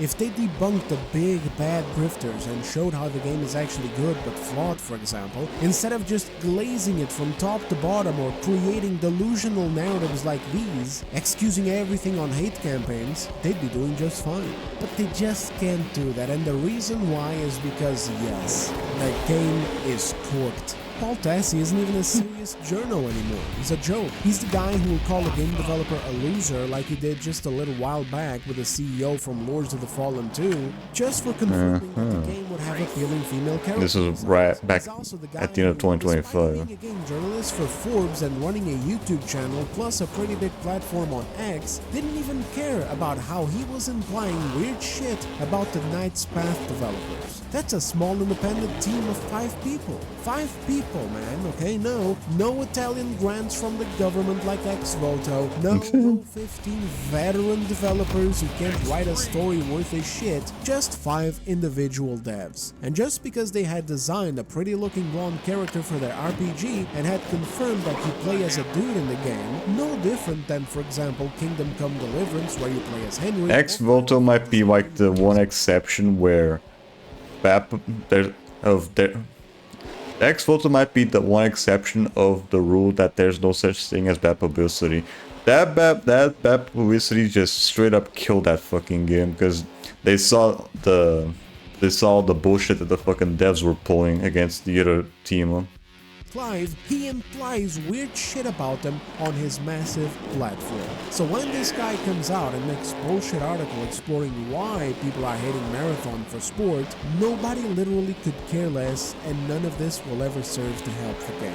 First of all, it's fake, he just made it up. He just said, oh yeah, totally, this thing that I just made up totally exists, and by the way, here's why it's happening. And second of all, it's disgustingly disingenuous. When scores of people dogpile on a 5-person team, bullying them to see if the pressure gets to them and they take back their comments and roll back their creative decisions, this pathetic excuse of a game journalist didn't bother to address those attacks. In fact, he just threw gas at the fire. You don't have a hate campaign on your hands, you have a game nobody asked for. That will... Right. I'd like to point out something that another person pointed out on a different video. It might be completely not related, but I'd like to point it out either way, because it does remind me of this. People will never give shit for people to punch down on someone if the person that the person saying punching down is the person that they agree with in terms of ideas and shit. Like, for example, let's say if, for example, what happened with the Knight's Path dev, that's just like a 5-team development or whatever, and then compared to like the 15 development team with Ex-Voto, that was punching down, but nobody gave a shit about that because they agree with the agenda from Ex-Voto. But then compared to say like I don't know, Rev Says Desu punching down against a VTuber that was just saying dumb shit, then they pull out the fucking punching down shit. They only bring the whole you're punching down someone else that's smaller than you if they agree on the thing that the attacker is saying. Did I say that right? No. They only punch that. They only say. No. They only say that they're punching down on the smart team when they don't agree. That's what I meant to say. When they agree with the stuff that the attacker is saying, they never bring that up. Like it's just typical fucking Twitter hypocrisy. Least marred in controversy, and you can't even blame it on the grifters either, because first, Bungie went with the most basic, bare-bones, trend-chasing idea for a game that they could have ever gone with. Then, on top of that, they went with a very unconventional design that was obviously going to have people who don't like it. I mean, come on, man, the guns looked like Legos, that was the first display. But then, to make matters worse, the unconventional design turns out to have been plagiarized. So then we had that whole saga. The whole game spawned memes like the look of the art. The whole game looks like that one scene from Monsters Inc. where all the fucking doors everywhere. Dude, on that stream, looking like his life was over. Well, what did Varadark force you to take someone else's work? I don't understand what's going on here. Somewhere in the middle of all this nonsense, we also had cringe journalism being thrown in there, where some genius at the Marathon PR team thought that it'd be a great idea to announce that not only was there not going to be any Alright, who let the intern cook? action shooter, but also the reason for it was the most non-gamer wuss-bag reason you've ever heard. Talking about damn safe spaces. Safe spaces in a shooter. A shooter where it's not even like Helldivers where you head out and defeat the enemies. It's a shooter where you hunt down other players for their loot. And these clowns are out here worried about safe spaces. Oh, golly gee, what if someone's playing the game and someone says a bad word? What if they pull out the N-word? What would you do if one of your kids said they were gay?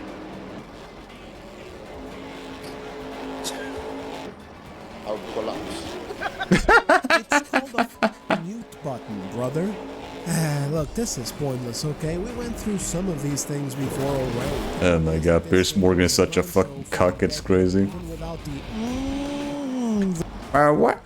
Say there, mister, what would you do if a certain bad thing happened? What would your reaction be? As he points a fucking camera at your fucking face. Everybody asked for a marketing season marred by controversy, and then you have the server slam, which was a W. Well, this was a good thing because it gave people the chance to try it out before committing $40, which I guess for Bungie is a bit of a double-edged sword, because on one hand, they 100% lost out on some sales, but on the other, they avoided those lost sales from turning into a bunch of negative reviews on Steam.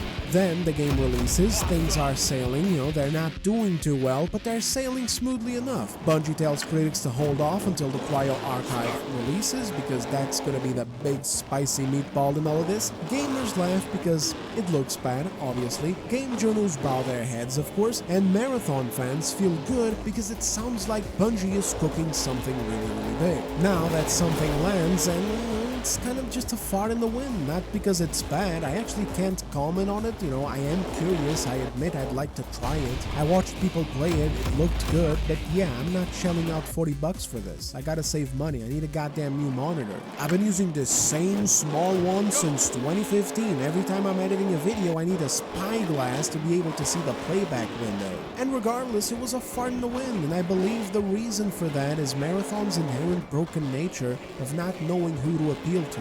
We'll get to all that in a second, but the real kicker here is that all of these people who keep going on and on and on about hate campaigns are the ones who are creating them. They're the ones who are fueling this environment where this negative attention just keeps vortexing around the same goddamn thing. It's because of articles like these pretending like these campaigns exist and are for sport, because of endless coping and seething over Steam chart posters, instead of just playing the game or making content debunking the supposed unfounded hate that they say exists, and because of nonsense like what happened with Vara Dark, where these people make themselves sound ridiculous. Again, that stupid notion that you can only criticize this game if you play like Shroud. Do they even know what's going on in Marathon servers? Do people even give a shit about what fucking Shroud does and says anymore? Try your game, right? Like, I have not heard anyone talk good about any like big names in esports, like fucking not XQC, fucking Ninja and Shroud and fucking forever. They kind of just dropped off at the second Fortnite became not popular, or CS:GO or whatever. But at the same time, you're putting the message out there that you're going to dunk on anyone who ends up struggling on a game that is now suffering huge imbalance issues. Oh, that's just genius, brother. It's no wonder Marathon keeps getting dunked on. It's no wonder this keeps going, because it's hilarious. It's like a lol cow video game. Shut up. Fucking heads.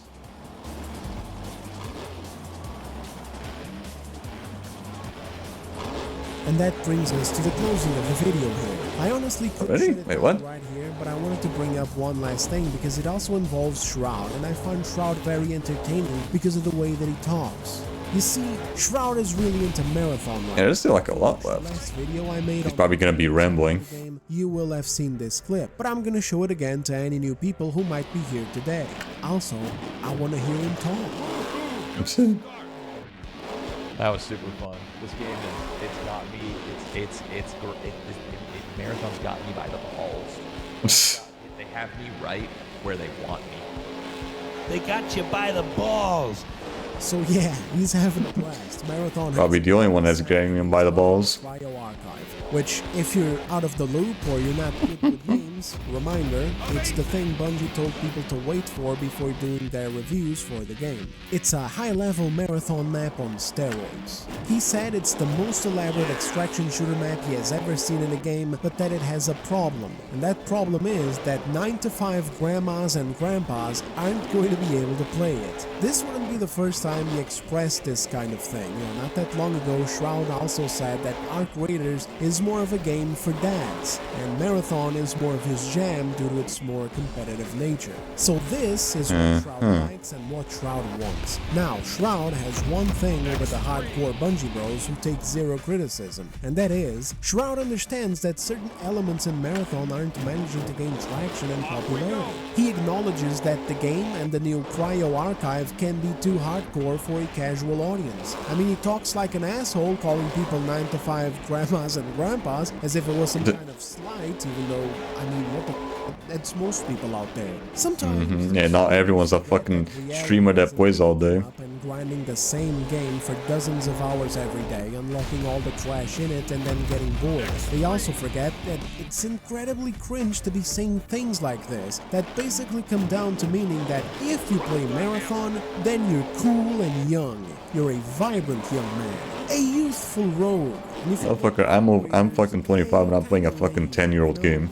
Lame, but kinda old and slow and shit. And since I love getting sidetracked in my videos, I can't help but bring up also how stupid this is as an argument, because you want to know who even has $40 to spend on an online shooter? It's not the kids, it's the Definitely not. It's the 9 to 5 guy in his 20s and 30s who basically goes through life looking like Ryan Gosling in Blade Runner 2049, bruised and battered. Yeah, fucking kids now, they wouldn't be playing fucking Arc Raiders or whatever. They'd be playing fucking Marvel Rivals, because at least that game is goddamn free. Although I probably wouldn't recommend them doing that. I probably wouldn't recommend kids playing fucking Marvel Rivals. Dude, that game is definitely not for fucking kids without how much ass is being fucking put on screen. By lying from getting spammed with AI girls from both genders. Every time he clicks on the video to watch on YouTube.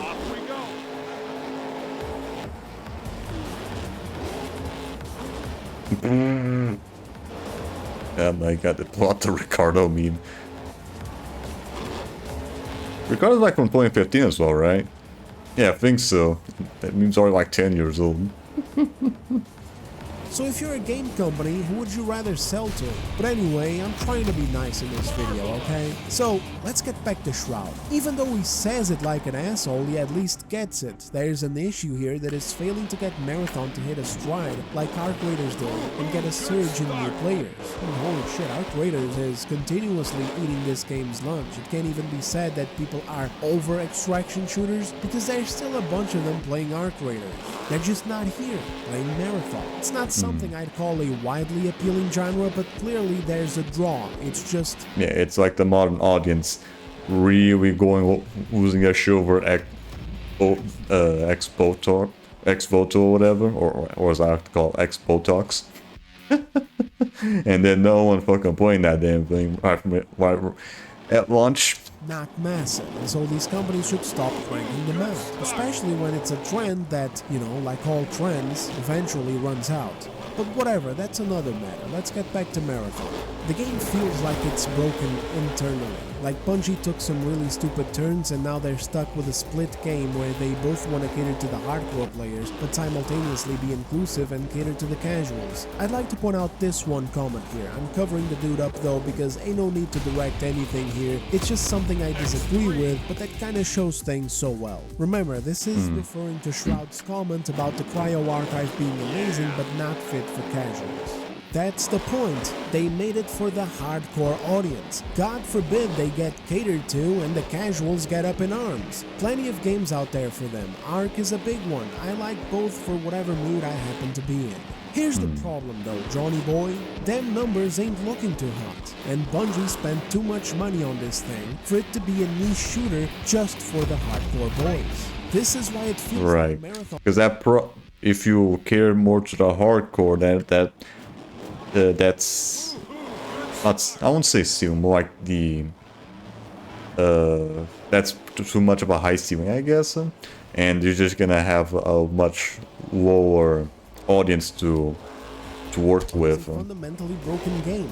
Don't get me wrong, guys. I know the game's presentation is very good. It's a premium presentation. Shit. You can tell that they have quite a lot of money invested in this game. Loads A lot of wasted money. It's a AAA type of So much show. money they end up wasting on fucking Bits cars. and pieces of it, it just makes me more mad that Bungie couldn't have just, be Bungie and create a single-player game with an epic campaign. Hell, they could have even went and added a light extraction shooter online mode to a multiplayer counterpart. Main game would be a single-player campaign with an epic story, characters, and set pieces that make you hungry for more, and then a multiplayer counterpart, just like the good old days with various game modes. All the classic stuff. I mean, like back in the day when there was like a shoehorned in multiplayer. Probably some Gen Alpha people listening to me right now and going, oh my god, this guy is so fringe, that's boomer gameplay. But you know, that's boomer gameplay, but it worked for a reason. It was fun. Besides, they could add so much more, like a light extraction shooter thing on the side. How would they make that What the hell's when with this they're fucking so centered Incan on temples going on here? I'm not really Hell. a developer, but it'd be a banger. Just be creative. You wanna know where I first played a battle royale game? It wasn't in Fortnite or PUBG, it was in Minecraft. Back during the Hunger Games movies when everybody was talking about them and watching them in the cinema. Yeah, was that when the big content creators like PBG and fucking the normal boots gangs were doing like hardcore runs or whatever? Games mode for I never really got into that because I was never really into Minecraft. modern battle royale game, and it was fun as. If random people can create stuff like this in games like Minecraft and Counter-Strike and etc., game developers should be able to do even more in their big-budget AAA games. I've said it before and I'll say it again, boys. Take me back to the good old days where games used to be fun and have variety. Let's say I get Marathon and I'm playing and I suffer these same issues being reported on right now where high-level sweats come in and ruin the fun. I got nothing else to do except quit. Back in the day, I'd be playing like the original Red Dead Redemption Online, and there was a zombie horde mode that was fun as hell to play, but you Sure was. wasn't fun when your teammate would just peace out in the middle of a round to go eat a ham sandwich. Then you just got overwhelmed by zombies and it was a mess. So what did I do? No problem. Just quit that mode and play some Stronghold next. Is it unbalanced? Too many high-level jackasses on the opposite team or griefers in your team? No problem. Probably. Just switch over to Showdown mode, or hell, go with a PvE mode, which Or Liar's Dyson. that you could go on with 3 other players. Or hell, go play poker. You could just go play poker online in the game, or do horse racing, or just go on free roam online. Like, who cares? It was your choice, and there were plenty of options. Now, Well, yeah, Red Dead was actually a lot of fun. There's also the co-op modes as well to do, or you suffer some issues born of imbalance or whatever. Well, you got besides the zombie stuff. same shit with Highguard. You get bored? What else is there to play? Nothing. 100 developers and 1 mode. Marathon has even more developers, and again, 1 mode. I'm just tired, boss. And I also hate this mindset that the dude presented and that Shroud presents too. I think this mindset is what's choking the life out of Marathon bit by bit. Bungie is afraid to commit in either direction, so in the end, I think that's also the thing with what made Roblox so popular, is that it also has a big variety in the game modes as well. To be fair though, those ones are mostly created by not by the team, by the official team. That's like public stuff made by the players, but still. I think they're just going to alienate both parties. The fun part of the Cryo Archive should be the key thing that they should focus on for everyone. Currently, the requirements to enter the Cryo Archive are basically that you have to be a Giga Chad. And again, as I said before, the price of dying in there feels even worse. Now here's why I don't want to shell out $40. Here's why Bungie is not seeing my money. This is going to be the last part of the video, so hey, if you agree, great. Like the video please. If you disagree, I appreciate you for listening.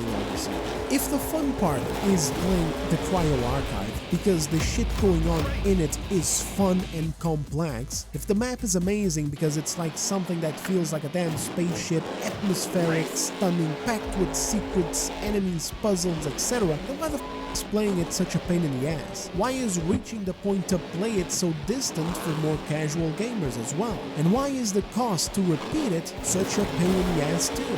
Like, this is what kills me here, fellas. If they got something that is fun to play in, then don't lock it for endgame people. Yeah, that was a thing with Anthem. You're straight up limiting your best mode from even more. I never really played the Anthem. I did play the demo, but I never really got into it. These are arbitrary constructs. This is like if you had a shitty game on your hands and suddenly the developers create one map that is amazing to play on, it revolutionizes everything, and the game is now good. You now have two choices: make the overall game feel more like this new thing that you uncovered, or cut your players from playing it and keep watching those player numbers go bye-bye. The entry point for Cryo should be smaller, and frankly so should the cost of losing, because at this point, explain to me where's the fun in buying the game, buy $40, grind my ass off for hours and hours and hours trying to meet the requirements. At least it's not silvery. The fun mode. Although that's not saying a lot. Experience every now and then whenever I get a server with sweats also doing grinding in the same low-level maps because they died in Cryo Archive and lost all their stuff. And then when I finally have it, when I finally can enter the archive, I take all my good gear with me because I need to survive, and I just end up getting shanked and lose everything in that high-stakes bullshit. Brother, if I want high stakes, I'll go to a waste of a $40. a Jamaican restaurant. I'm trying to play a video game here. I'm trying to have fun.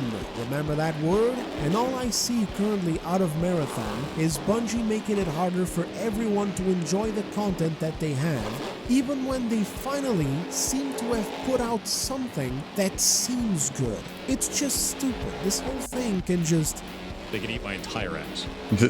They're keeping fun gated away behind a system. Everyone just completely forgot about that dude as well. What the fuck happened to him? If Bungie spent too much money making this game that they now cannot... Yeah, after the whole stop killing games, that dude just kind of just phased off the whole fucking plan. I think he's probably still streaming, but I just haven't heard much from him ever since. Afford for it to be a small little hardcore with Part Software, whatever it is. I was trying to remember the dude's name. Without the casual experience, then they need to get the work to try and find a way to meld the two. They got about 3 months to do this. Godspeed to all 30 of the Halo developers, plus the rest of the 1,000 and whatever people that they got in there. That's it. All those interns. F's in the chat for Shroud's favorite new game, and thumbs up on the video so that I can get a monitor. I need a new monitor, guys. I need one so that I can be really, really good at FPS games like Shroud, okay? I need to get good like Shroud, otherwise the Marathon Defense Force will just call my commentary grifting. Thank you very much for watching, fellas, and I'll see you on the next one. I need that second monitor, people, to watch more Dez while playing games. Please, guys, I need another one. Okay, yeah, that was a good one. I always like watching Dez's videos. And not just because he's Portuguese. Definitely not that. Definitely doesn't have anything to do with that.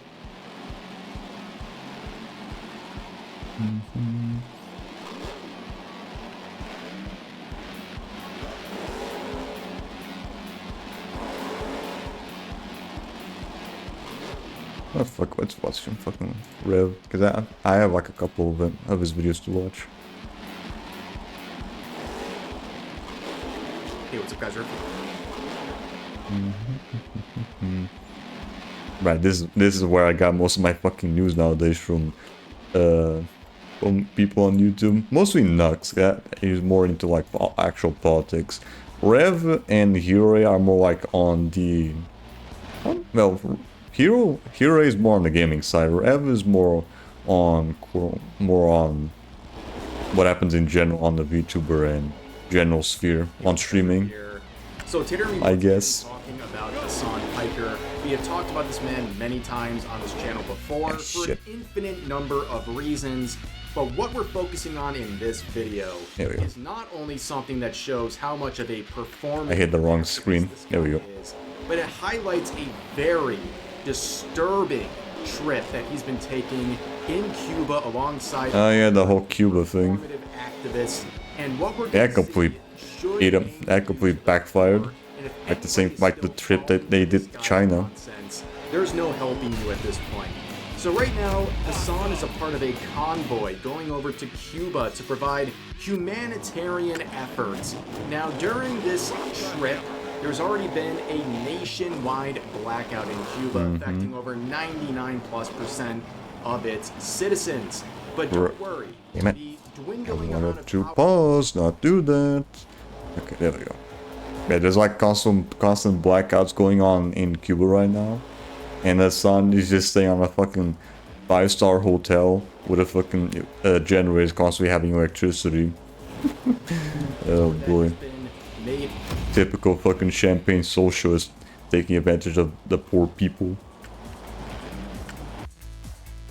Available is all rerouted to who else but people like Hassan Piker and these other activists who are staying in 5-star hotels that never lost their power, and also have armed security to make sure the locals do not mess with their trip to Cuba.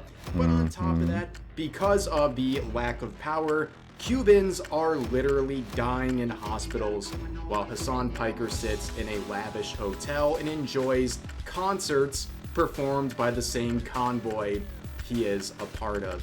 Again, I can't think of a more I should probably just try out the other cards as well. Performative activism people like Hassan Piker are taking a part of right now.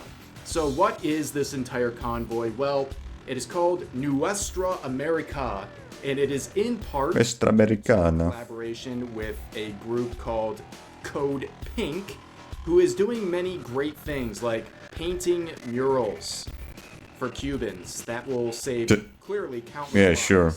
But on top of that, when it's as useful as fucking free Palestine graffitis on random fucking buildings. That's totally gonna fucking help. Hassan landed in Cuba just 2 days ago. He just so happened to run into the co-founder of this group called Jody Evans, who just happens to be married to a man worth nearly $1 billion and is also tied to the Chinese Communist Party. Surely this was all a coincidence. But before we get into interesting activities during his streams while staying in Cuba, let's get a drip check on Hassan. When he landed, he made sure to show off his fanciest outfits. Now keep in mind, the average monthly income of a where's with the fucking army pants there? $15 US. Hassan rolled up in that shirt you can see right there.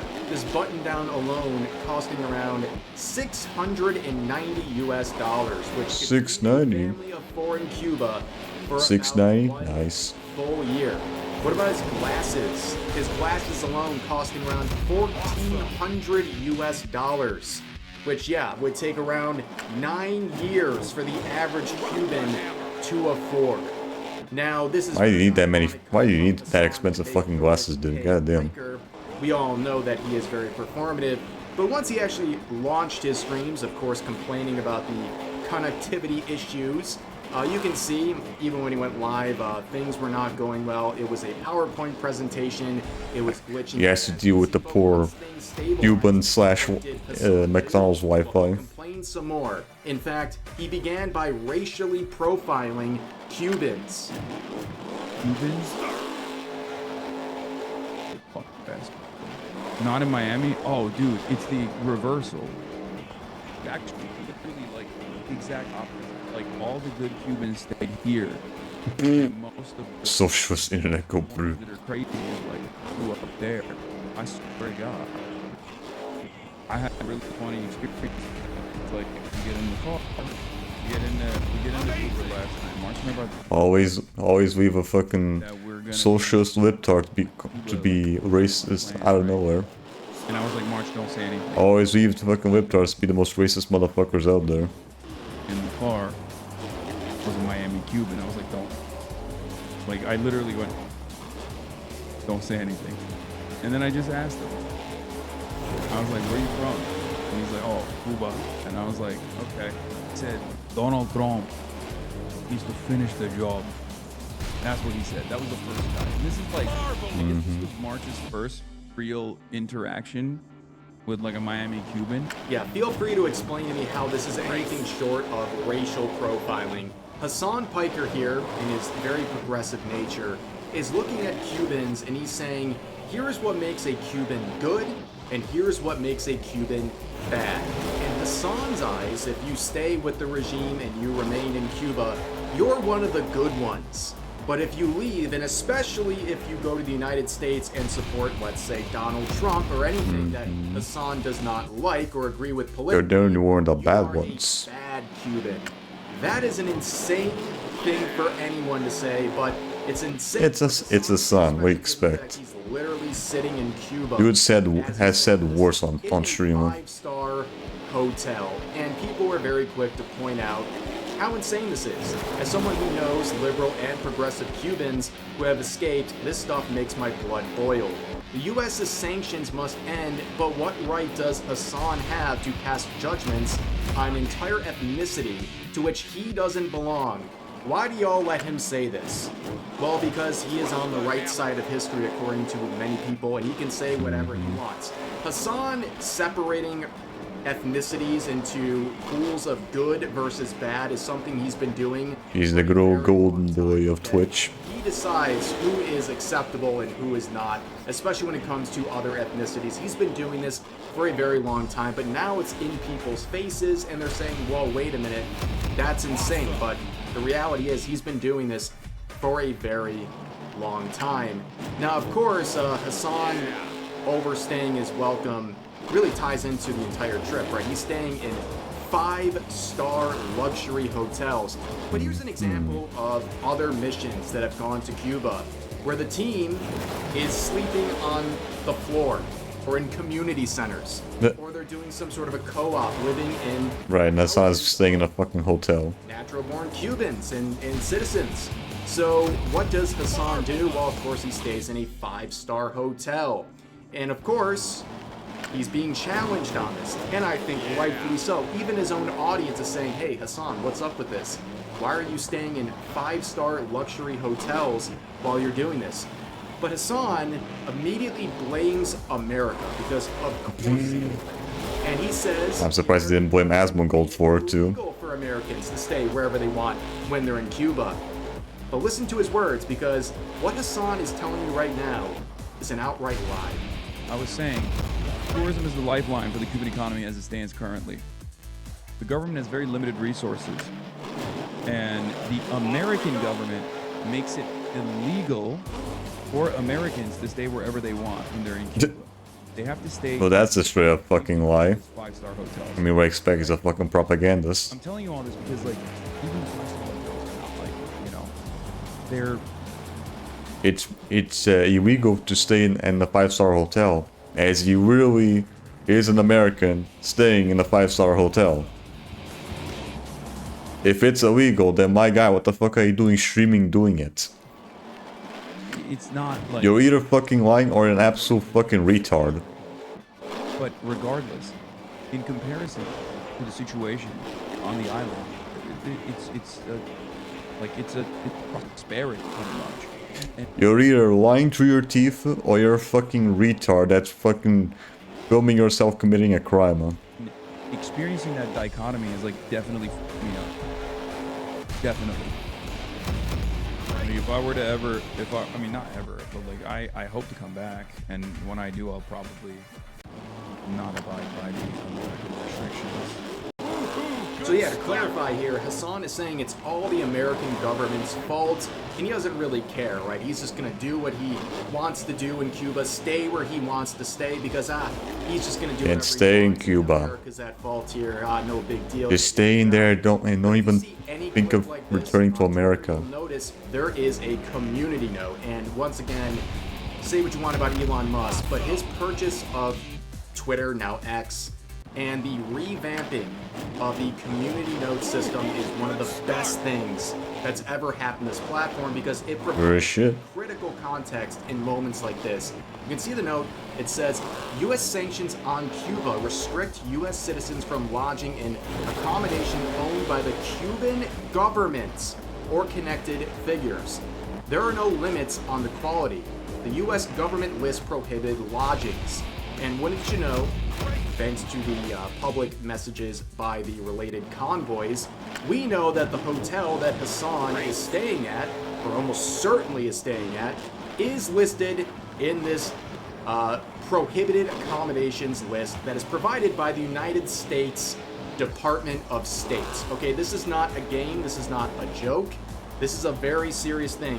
Hassan, who complains about all these things, is violating sanctions, okay? To stay at the luxury hotel he wants to. And by the way, if he just broke law. And he fucking filmed himself. He breaking the law. Very well might be breaking the law, which could be prison time. At the very least, very hefty fines. So this guy is playing with fire. And what he's claiming, as verified here, is false. He is lying about how this all works, hoping his own audience is stupid enough to not look into this for themselves. He is, by all appearances, going to a 5-star luxury hotel that is benefiting the regime. That is the reason these sanctions are in place. So if this is all lining up the way it is, or at least it appears, he is violating these sanctions that are upheld by the United States government. That's a big deal. You can see Legal Mindset weighing in here saying, glad this BS has been called out. Not only is there no restriction on quality of a hotel, but Hassan could have legally done a homestay, casa particular, with an actual Cuban family. Of course, that'd be far too rough for the champagne socialist. There's absolutely no chance this guy would reduce himself to living amongst commoners. You cannot go into a public house without the fucking paper towels being, without the paper towels being made of gold or whatever. While he's over there doing a propaganda tour from his 5-star luxury hotel. But as we pointed out earlier, a lot of the missions... Or have you one of those toilets that clean your ass in, that automatically cleans your butt or some shit, like in Japan. At churches or anything they can possibly find. They're not sitting in luxury hotels. This whole thing stinks, ladies and gentlemen, but that should be obvious from people like Hassan. Now, there's a lot more to this, right? Because Hassan is not only doing this very questionable set of actions in terms of where he's staying, but he's also engaging with the local community. Well, in very interesting ways. Not having any bandwidth whatsoever, I have no idea what's going on. Like, last night we ended the broadcast, and I went and linked up with Progressive International boys. I met Jeremy Corbyn. That was fantastic. And I hung out with the Kneecap boys. We went out and drank at like a local establishment.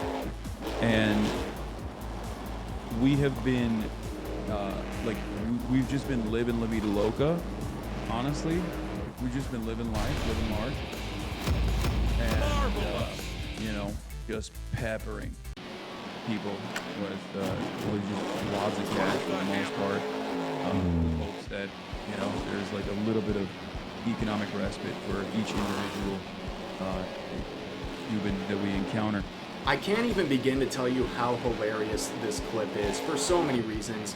Number one, Hassan is trying so desperately to act like he's just, more superior. Right? He's there with his fellow socialists, he's yupping it up with the locals, he's fitting in, despite the fact I've seen dozens upon dozens of tweets from Cuban nationals saying, we don't want you here, please stay away from us. Yeah, this is more of a vacation than actually fucking socialist activism or journalism. This is just a fucking paid vacation. The shortcomings of the regime is doing his best champagne socialist effort here.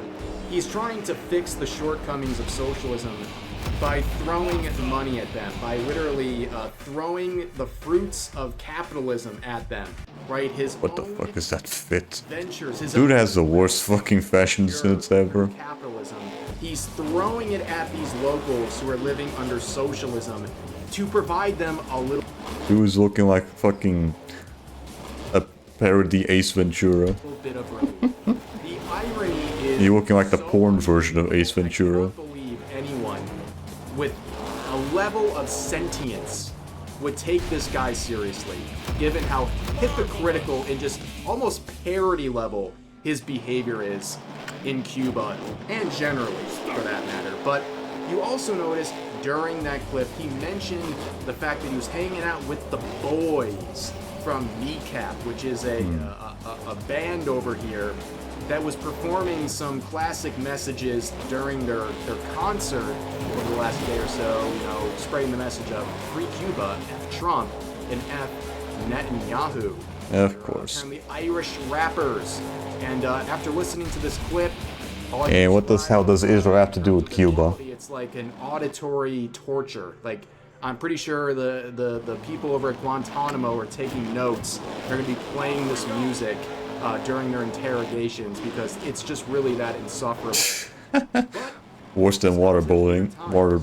Concerts and all of these events are happening while there's a massive blackout in Cuba, a nationwide blackout where over 99% of the population there is without power. And most disturbing about all this is the fact that Kneecap seems to be admitting that they're part of the blackout. That all the power being directed over to them, the tourists over here, the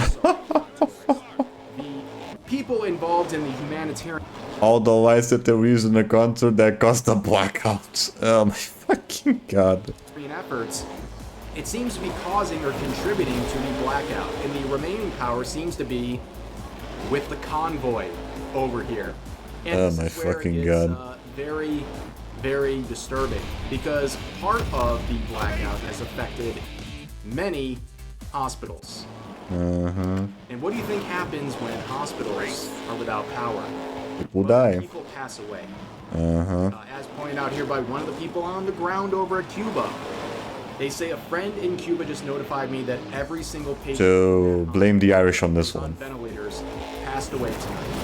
I don't have the words. So while these people are having concerts, and people like Hassan, over at their hotel, their 5-star luxury hotel in power... People are dying in hospitals by themselves. ...are without power, and people in hospitals are passing away. I cannot think of something that is more of a gross representation of these performative activists like Hassan and everyone involved. Another good example of why communism is such a fucking cancer to society and never fucking contributes to anything. In this entire efforts than this. I mean, they are sitting there in luxury hotels with the lights on, with armed security, by the way, and they're enjoying concerts and all these benefits, while the people they're supposedly helping are not only sitting in blackouts, but are passing away because the medical equipment they need to keep people alive doesn't work. I literally cannot describe to you how disturbing this is. But oh wait, Hassan has something to say about this. He says, don't says gross. Cubans like sitting in blackouts. It's incredible. It's truly one of my favorite places officially. I totally understand. Bad Bunny much, what? About Cuba. Oh, there we go. Fuck Chuck Norris. Yeah, there we go. This is remarkable. I mean, there's like rolling blackouts that take place throughout the day, every day, all around the country, right? 11 million people. But today is a beautiful day out here. It's like 75 degrees, sunny. People are partying. People are partying. Motherfucker, it's not gonna be sunny all day. It's also, it's not a good thing that there are constant blackouts, especially at night. When it's gonna be affecting fucking hospitals. Yep, shoot dipshit. There, I don't know if it's like an island mindset. I don't know if it's like, I don't know if that has something to do with it. I'm sure that has something to do with it, but like, they're just chilling. Like, I cannot think of something more disgusting than this. Hassan is basically saying the Cubans who are without power, they pretty much like this. You know, they're celebrating out in the streets. They're like moles or something. They can see through the dark. They can handle it. They're resilient. It's just what they do. Meanwhile, no, nobody likes that. They're like people in Cleveland or whatever. Without power, and people are being harmed as a result.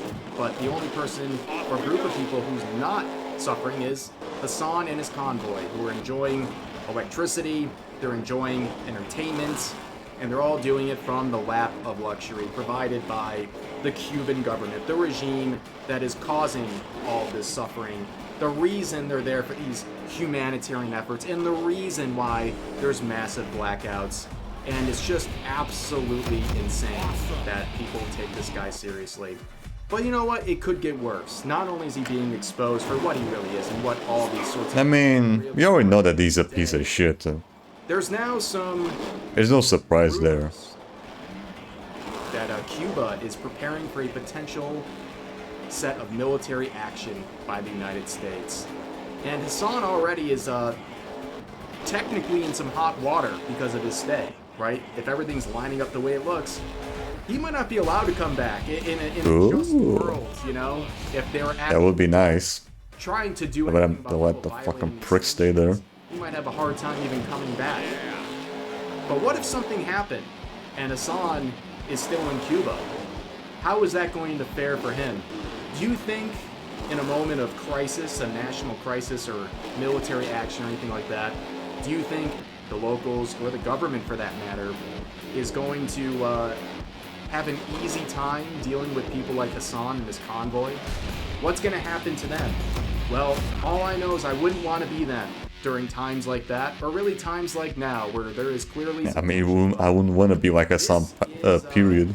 I mean, what else do you say, ladies and gentlemen? What else do you say about individuals like this? I mean, his image is so daunting and so pathetic. Dude has less respect than a fucking dog. That's very disrespectful. He's Turkish. As always, feel free to share your thoughts about today's topics in the comment section down below.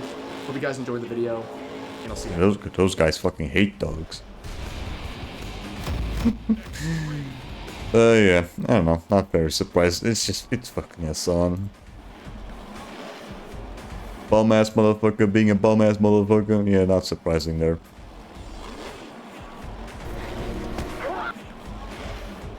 Hey, what's up guys, Ruff here. So in this...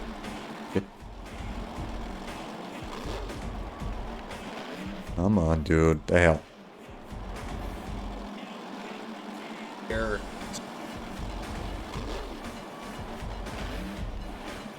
Let's take a little break before we continue on, shall we? Yeah, before I pull out another video. I probably could be going for a few more minutes, but let's do this first before we continue on. Let me just spin all the points here.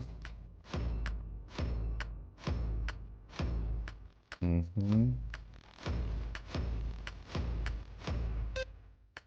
okay. Yeah, I already see this is going to be taking a bit. There's still a lot left to unlock. We'll see if we can get this done today. I don't know, we'll see. We'll see about that. But yeah. Let's take a little break before we continue on. So yeah, just see, change over here. Okay. That, then change here. There you go. Alright. We'll be right back.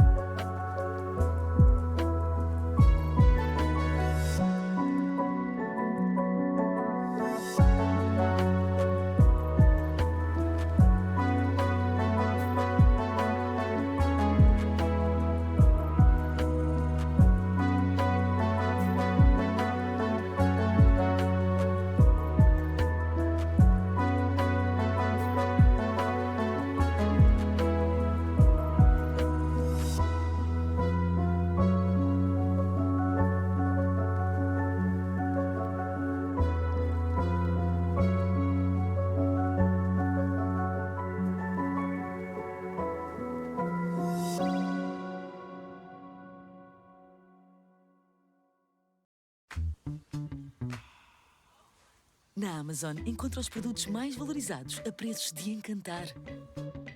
Para cuidar de si, como cuida do equilíbrio do seu saldo. Produtos estrela a preços incríveis. Descubra mais na Amazon. Para além de ajudar a comprar, a Revolut ajuda a poupar, porque paga juros diariamente.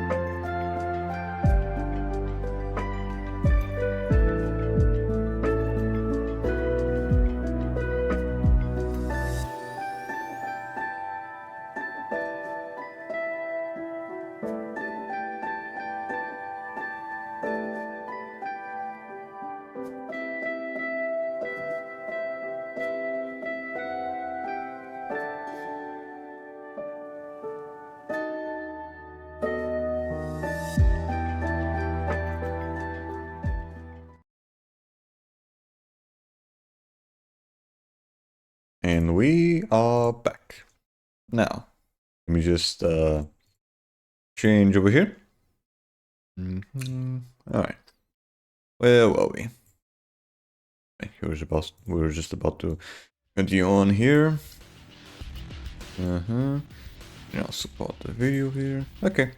Shall we?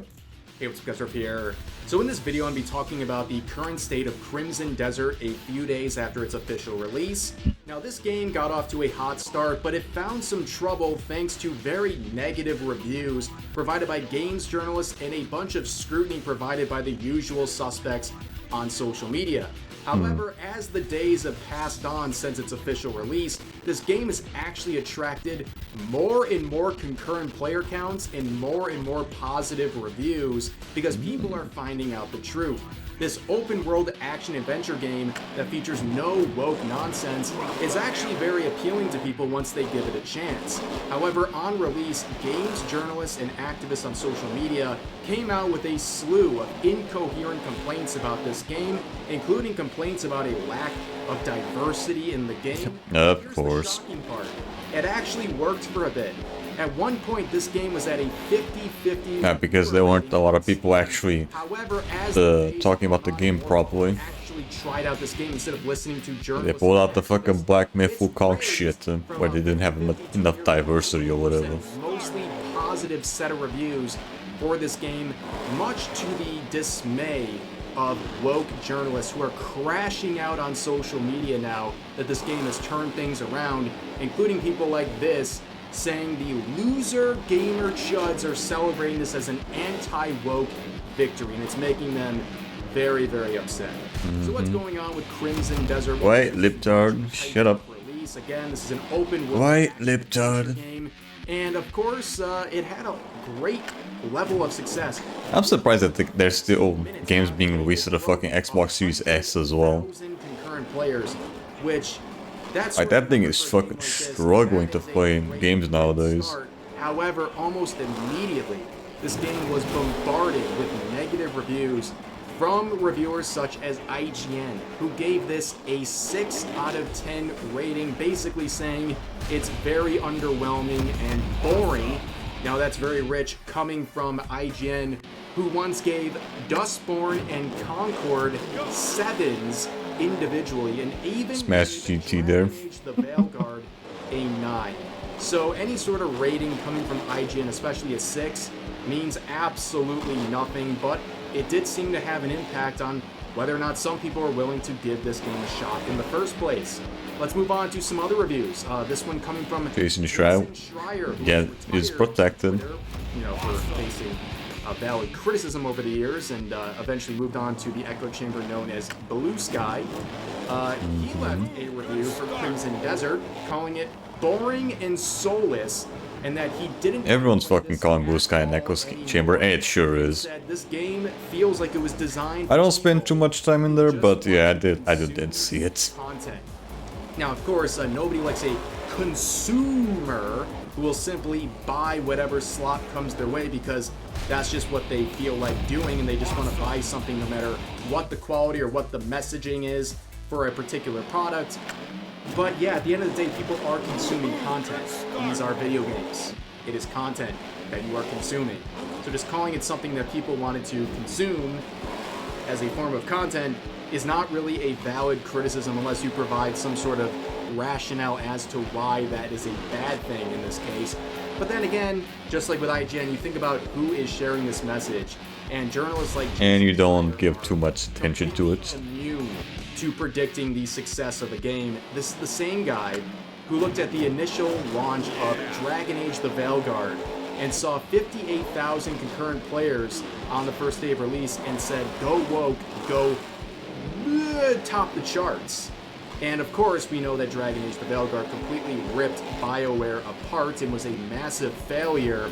And think about that 58k number, right? But I actually don't like the game very much, but I do like seeing the chuds get ducked on. Oh my fucking god, you're such a fucking retard. Of its release. But when confronted with people asking whether or not they genuinely enjoy turds like Dragon Age the Veilguard, Jason Schreier, in his professional capacity as a games journalist, said, I actually don't like the game very much, but I like seeing you chuds get dunked on. Yes, this is a 50-something-year-old man unironically calling detractors on the internet chuds. But we keep moving forward. There's some reviews on Metacritic complaining that Crimson Desert does not have enough LGBTQ plus representation. Oh my fucking god. Will you people knock it off with the fucking LGBT shit? No one cares. At least no one that's not fucking terminally online or terminally unemployed on Twitter. And included in the world the game is trying to build. Amazing stuff, stunning and brave. Now you think all these reviews and complaints are ridiculous, but it was working. Like I said, it prevented some people from even trying this game, and it even had an impact on the studio who designed it, Pearl Abyss. Pearl Abyss and their share price plummeted nearly 30% after the first reviews arrived for this game. This is a very big deal, okay? A 30% drop based largely on the negative reviews. And like I said, on Steam there for a moment, it was sitting at a 50-50. A lot of people were reading into what the journalists were saying and having a very negative outlook on this game or giving it a very small chance. To add on top of that, there were complaints about AI usage in this game. A Redditor discovered an AI Of course it's a Redditor. in Crimson Desert, and you know how certain pockets of people on social media are. Hate that shit. Like what happened with Expedition 33. Comes the irony once again. Get up. Fucking heads. Piss off.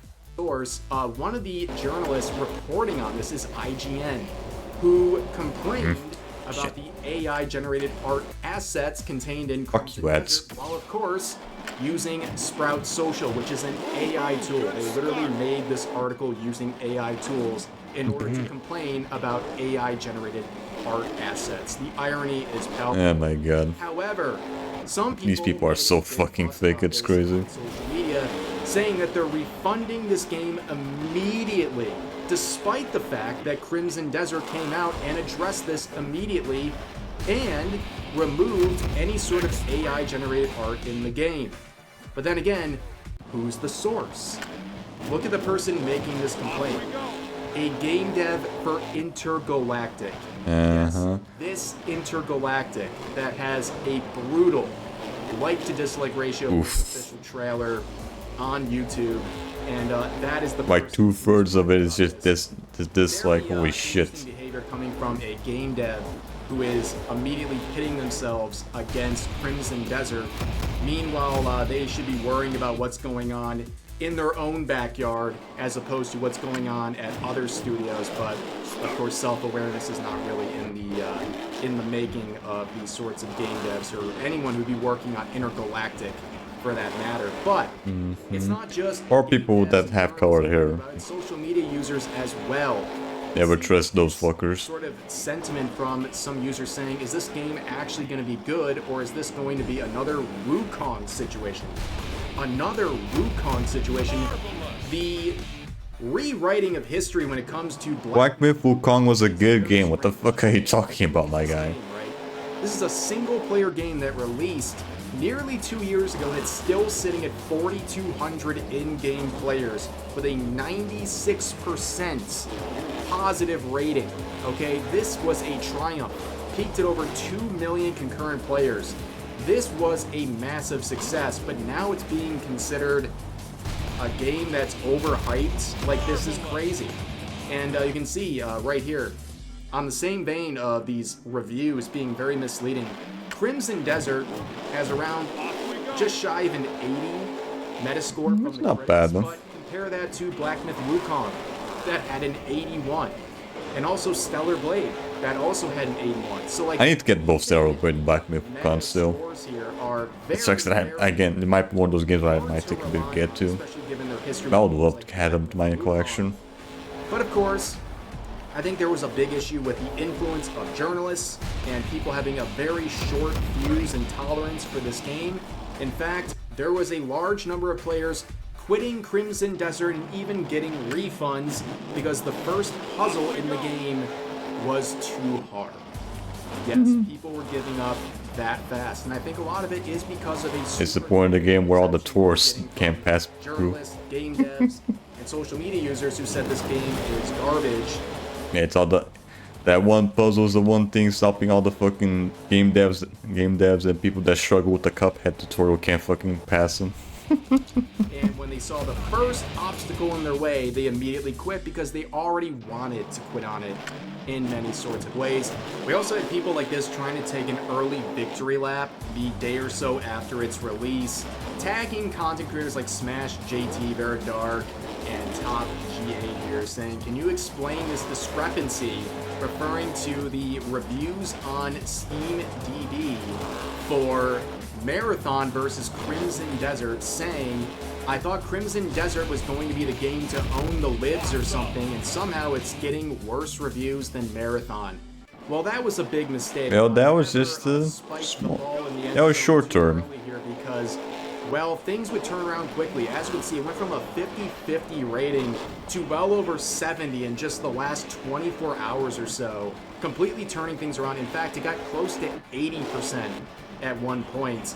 And look at the peak player count for the day. It's around 205,000. Not bad. At least on Steam. There's probably gonna be a few more on console. It looks amazingly healthy.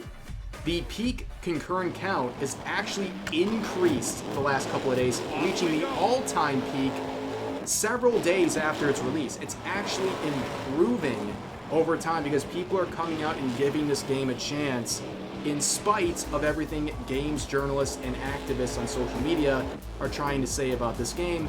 And part of the reason things are going better is because the developers have been on top of things. They have come out with a lot of changes. What? They work on the game, make it better, and not just take fucking months to do like short updates that barely fix anything. Right after this set of new changes through this, although I would have preferred the game was actually had all these fixes right from the get-go, but now also nowadays you can't really even get that. Yeah, Marathon has an 85% review rating, but right now it's sitting at 34,000. I mean, only a tiny fraction of what Crimson Desert has right now. And just look at the all-time here. It has been dwindling consistently every single day, despite having some changes come out, it hasn't really impacted much. Like, Marathon, like I said, was never going to be a gigantic flop. It wasn't going to be a Concord, but like these numbers seem pretty disappointing. It wasn't gonna be a budget in I don't know, CS:GO level. Millions, but I guess that is a comparison point now people are using. You can see some journalists like Paul Tassi, I mean, another positive impact by Paul Tassi here, saying, me, when I see Crimson Desert increase from 58% to 78% positive Steam reviews in 72 hours. He is on the right side of history as a journalist for another release in a row. Good on him, but not every person in the games journalism scene was happy about things turning around for Crimson Desert. Hi there, Mustafa. Doing good? Cortez here, absolutely losing his mind. Oh yeah, this guy again. Truly had no idea the loser gamer chuds were claiming. You're doing good. We just doing some farming here while watching some vids. Woke victory, LMAO. They just make up the weirdest nonsensical stuff. So yeah, this guy's jimmies are totally not rustled here. He's talking about loser gamer chuds, aka anyone who disagrees with him on anything. And he is saying that people are claiming this as an anti-woke victory. I don't really know about that. I don't really see many people doing that. I just think people are saying I am Muslim now. getting more positive coverage and positive reviews the second people stopped listening to games journalists and actually tried out the Why would you immediately think that? There is definitely a lesson here. And just look at this guy. Like, what is this guy even doing? I mean, this guy's so audience captured by his own agenda. He has to include this in his handle, saying that he didn't pay for the blue check mark. He has to make sure to... My guy, I'm watching a fucking dude dressed as a fucking girl, and I'm not fucking losing my shit. Why do you think I would be Muslim? All of the people that follow him, that he is not supporting Elon Musk with this blue check mark. He didn't pay for it. He has to make this clear, because otherwise he's going to get eaten alive by the progressives he is trying to appeal to so desperately. You know, the totally normal person over here who recently directly tagged Asmongold and said that when his father passed away, it Just a fucking course. because the guy had no one left to disappoint, and then called him a... I wouldn't be surprised if he also fucking shat on Chuck Norris after he fucking passed away or whatever. Ugly, racist cretin. Yes, totally progressive and empathetic as usual with these individuals. But there were some more responses from Mighty Keith here, one of the shills in the industry, saying, I was shocked to not see the usual grifters posting 50 times a day about Crimson Desert's negative receptions at launch, until I found out they, for whatever reason, tried to adopt it into their culture war. Their hypocrisy has no end.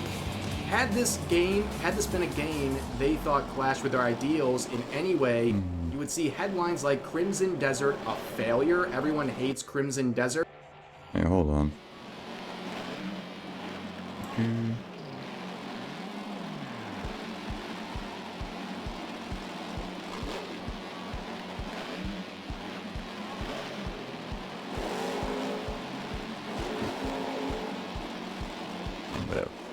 Whatever. I was just checking something.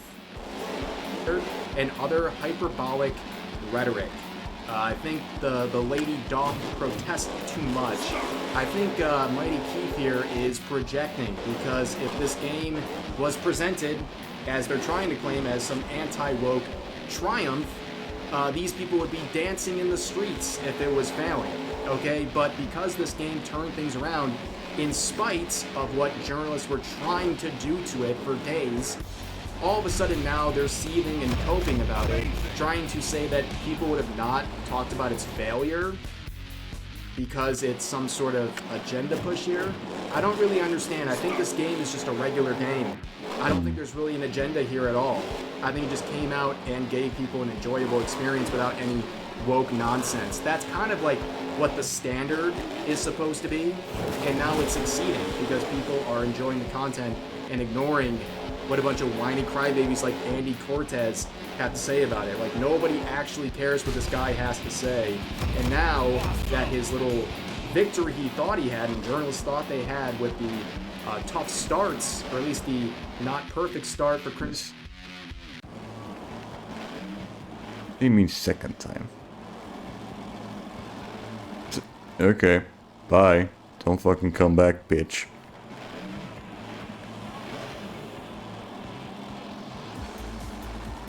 Don't come back, bitch. Bye-bye. In desert, it's been evaporated. Now they're whining about the loser gamer chuds and making this all about the culture war stuff, which of course now people like this are accusing their ideological opponents of doing while doing it themselves. And overall, yeah, people stop listening. The user scores on But motherfuckers showing the average Muslim IQ, I guess. the Metascore. And this is shooting up every single day. Because again, people are actually trying it out for themselves and giving this game the chance that, well, journalists didn't want them to give. Okay? But anyways, that's going to do it for this video. As always, feel free to share your thoughts about today's topics in the comment section down below. Hope you guys enjoyed the video, and I'll see you next time. Alright. Okay. Yeah, I wasn't expecting much from that one. Surprised that the whole thing with the whole war culture shit actually affected Crimson Desert for a little bit. Because I thought people already learned from that by now. I guess there's always going to be some gullible people out there. Alright, whatever. What else do we have from this guy? Hey, what's up guys, here. So I always run into the weird. I always end up running to the weirdest fucking people on the goddamn YouTube comments. They always end up being the weirdest fucking people out there.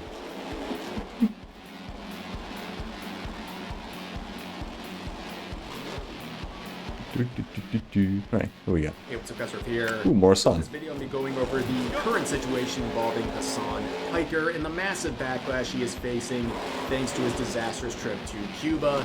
He is back home and addressing the many criticisms he's facing due to that trip that many have described as nothing but performative and a paid vacation to spread propaganda in favor of the regime there in Cuba.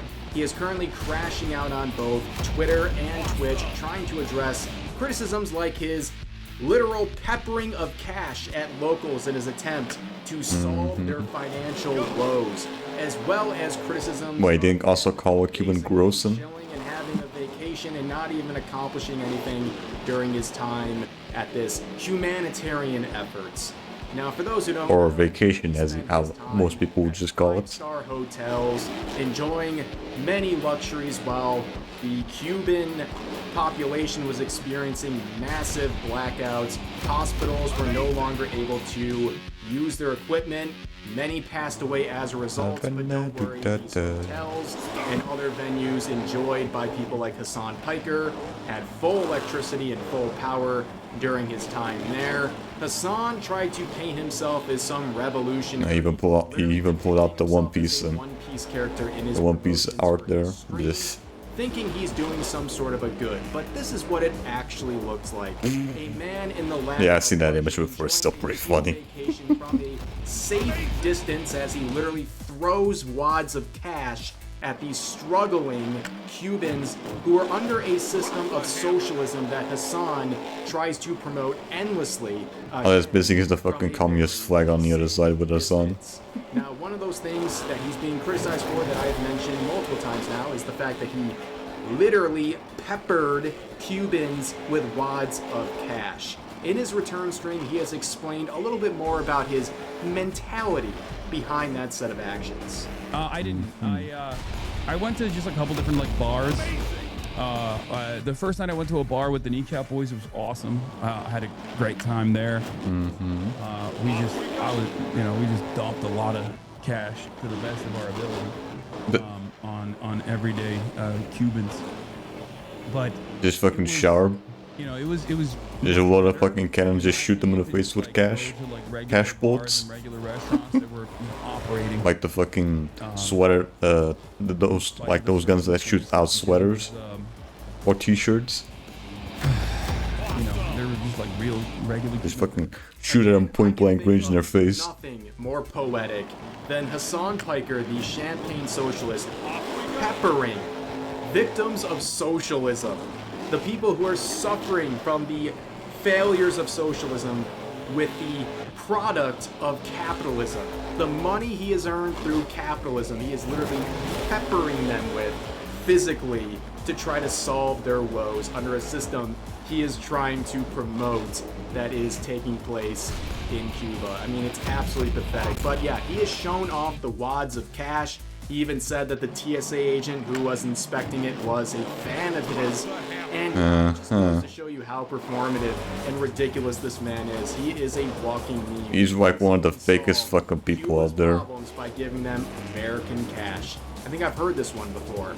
But he also mentioned hanging out with the group Kneecap, which was a big feature. They were one of the many performers. In fact, some people were thinking they were responsible for some of the blackouts, or at the very least, they were receiving power, while 99% of the Cuban population was without.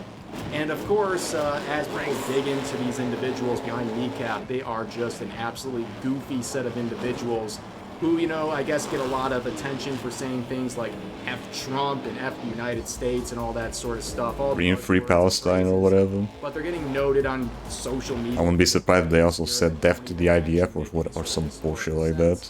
Also, it's very punk rock and cool of them, as pointed out here, to have shows that are being attended by the head of propaganda for the Cuban regime. Yes, that is the act of some big-time revolutionaries. But Hassan, I guess, has made peace with all of that and also has addressed the complaints that he was just hanging around at all these festivals. Well, Hassan makes it very clear that he was down doing the grunt work. He was with the locals, doing interviews, saving lives, doing all the things.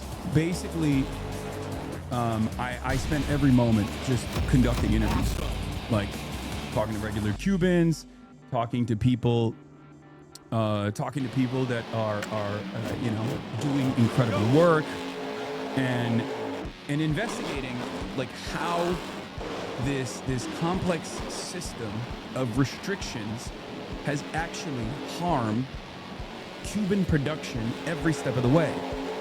And then I come back and I see people on the sidelines trying to do their very best to continue justifying the asphyxiation that we have implemented on this island.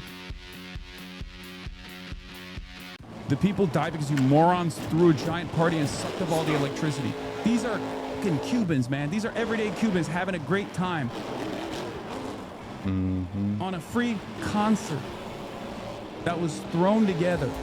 And it wasn't just Kneecap, it was like, you know, Cuban artists that were also participating in it. Yeah, we all know that Hassan was doing all the grunt work. He was down there on the ground, interviewing all these people, saving lives, doing all the things, while simultaneously complaining about how he was so restricted by the lack of a stable internet connection. But as you can see, he continues right, because the damn Cuban should probably have some better internet connection. He started tweeting, like his thumbs are probably burning from the amount of tweets he's been sending. And here's one that kind of represents what he just said. He's trying to lie once again, saying, didn't have much internet for the last 2 days and I couldn't check the insane narrative spin on this website. What a nightmare. How do people live like this? They just sit around and justify the US government's torment against smaller countries to feel powerful. The weakest minded insects. Man, he really likes comparing people to animals and insects if they dare to criticize him. Now, he's saying that he basically didn't have much internet. We know you had plenty of internet. Motherfucker, you had enough internet to fucking stream it. If you have enough to stream, you have pretty good enough. You have good enough internet. He just had a crappy internet connection because, well, that's the best the regime over there could provide. But that didn't stop him once he did get an internet connection, once he returned to the States, because he has been tweeting. This guy has been staying tweeting, saying that people criticizing him are CIA accounts. He is trying to convince you that these are CIA. I'm surprised they didn't blame the Jews on that one too. Criticizing him. On top of that, you can see this wall of text accusing his critics of spreading Zionist propaganda. Yeah, there we go. Interview Cuban doctors. I spoke too soon. This critical information, and also just going off on people, telling them that they're liars about him. He also confronted people saying that Hassan, by staying at his 5-star hotel that many have claimed is funded by the Cuban government, which would be I spoke too soon on the Jews. Against Cuba by the United States government. Hassan says that law is stupid, but anyone saying that he's breaking the law is lying. Well, he's under so many layers of lying at this point, you can't take this guy seriously. He also responded to people claiming he was attending kneecap concerts and stuff like that, saying you are a effing insanely indecent person and you should really think hard about why you're repeating obvious moronic lies. Is there more than one Eltor? What the hell? Is spamming on the timeline. Vicious scumbag. What is this guy gonna do? He's gonna shock more dogs or something? So he's crashing out. He's been proven to be a liar. You can watch my video from yesterday. He's been lying about so many things. I guess nah, you probably just go to another brothel. He was having too much fun over in Cuba. He kind of lost the plot. He wasn't paying attention to what he was saying, but he's been caught in many lies. The hotel thing being one of the major ones. But he is angry that he's being associated with this absolute propaganda tour that he is celebrating as some sort of a revolutionary moment in his career, but in reality it's nothing but a performative effort, and not even his orbiters can find ways to defend him. In fact, I just want to point out this one orbiter, Taylor Lorenz, yep, this bitch. Obsessed with Hassan. She has shared possibly tweet of the year for 2026. I know it's early, but this is a great one. She said this yesterday: if you're traveling to Cuba or any impoverished community, or just generally, you should be wearing a mask. We're 6 years into an ongoing pandemic, and airborne... You're still talking about COVID, waiting? Leftists want to scream and stomp their feet and shout RFK talking points. It's really so easy to not infect and end people around you. No one is saying you have to be perfect, but if... Wait, you're still talking about fucking COVID? End/maim them or other vulnerable folks by having a meltdown instead of showing basic solidarity, you are not a serious person. This person is crashing out over people not wearing masks in the year 2026. These are the kind of people in Hassan's orbit. This was the takeaway from the Cuba trip disaster. This was the takeaway. Wear a mask. I don't even know what to say at this point, ladies and gentlemen. It's just an absolutely pathetic effort on everyone involved in this situation. But that's going to do it for today's video. As always, feel free to share your thoughts about today's topics in the comment section down below. Yeah, oh my god, these people are actually fucking retarded. They're still talking about COVID to this day. Fuck me.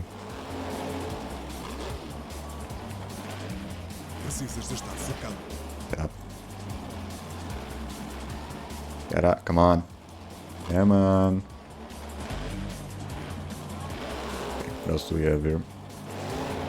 Hey, what's up guys, we're here.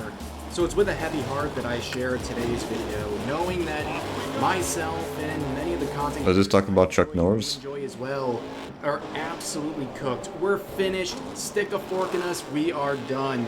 Because another call-out thread has been... Where's this, Pegasus? ...against us. Where's this, a fucking Pegasus video? Theatrics are here. I'm gonna push them to the side. We're farming more content, right? If life gives you lemons, make lemonade. And that is the case with deranged, virtue-signaling weirdos on social media. If they want to whine about you unprompted, you farm them for content. Now, who is the lucky mouthpiece for today's video? Well, it's this account right here. Bomb propaganda. Account, breaking character to whine about people like me. A Pokemon themed account here, Palm Bomb from Italy. Propaganda, who decided to take a break from their gimmick, which includes playing the role of a Pokemon, to make a series of tweets. And there is a deleted piece of this story, but this is 3 tweets back to back to back that really tell a story. Okay, beginning with a congratulatory post to themselves about getting a certain number of followers. Then they get really angry, and then they announce that they're angry right-wingers and their fans, destroying them. I mean, this is a classic case of me literally sitting by and doing nothing, because the product of this is Rev derangement syndrome. Better known as Rev derangement syndrome, and this guy is hooked. Like I said, there's supposed to be a gimmick account playing as a Pokemon here, you know, having posts like this, but something was different the other day, where they said there we go. 2,000 likes, by the way. Don't follow me if you follow/watch Chibi Reviews, Nux Taku, Rev, Asmongold, Kirsha. I already got a X for the bingo there. These guys I do watch. No, I got 2. and anyone 3, I guess. I tend to watch Asmongold sometimes. approval. Ladies and gentlemen, I don't know about you. 2 more, I might get a bingo. One currency in life, and that is the approval of this gimmick account. If you don't have the approval of this gimmick account, I'm sorry, you're just missing out. You know, I don't go to the bank trying to deposit money. I go to the bank trying to deposit the approval of Twitter user PalmBomb, okay? But yeah, you can see this is virtue signaling post number 10 million, including the usual suspects, Chibi Reviews, Nutstaku, myself, and Kirsha, and we are the bigoted creators. Now, of course, individuals like this cannot provide a single. And then they got called out. Would apply to any of us. They thought it was just the right-wingers or whatever. Person, I don't know. And of course, we are the death of content creation according to this individual. Meanwhile, I guess this is what the peak of content creation looks like. It feels very VTuber scene-esque, you know? Like, this is the stuff we see in the VTubing scene. This person's outside of it, but maybe they should think about a career in VTubing, because making virtue signaling posts about us like this is a good way to get attention. So in the report, yeah, like your pals or your Lucy Pyres or whatever. Poco Rev, where the original poster says, not that Rev, I meant this Rev right here. So yeah, there was that and a lot of other confused replies, but people were supporting it because, you know, calling out problematic content creators like myself is an easy way to get likes on Twitter, but the reply section would take a very drastic turn thanks to a comment Madam Savvy, okay. Savvy, who was questioning the narrative and the purpose of this thread in the first place, which eventually would be deleted, but this was Madam Savvy's response, saying, ah yes, hate as a personality is all your demographic has. And that clearly struck a nerve with the gimmick account here, who replied by saying, yeah, you're one to talk, you transphobic twats. With Is she afraid of trans people? Proof of Madam Savvy being transphobic. They have an issue with what Madam Savvy is calling out in this screenshot.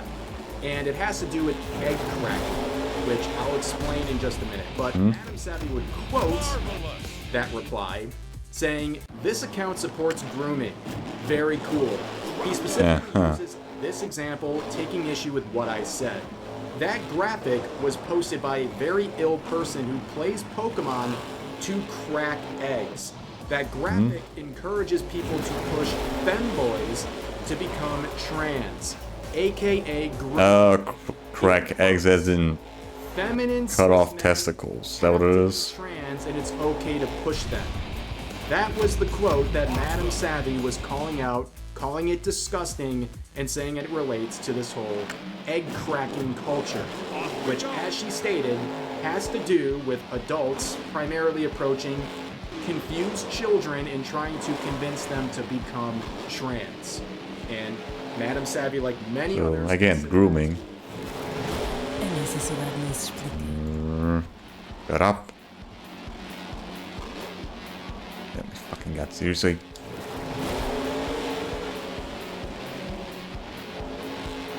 These fucking gods, the goddamn ads are so fucking annoying sometimes.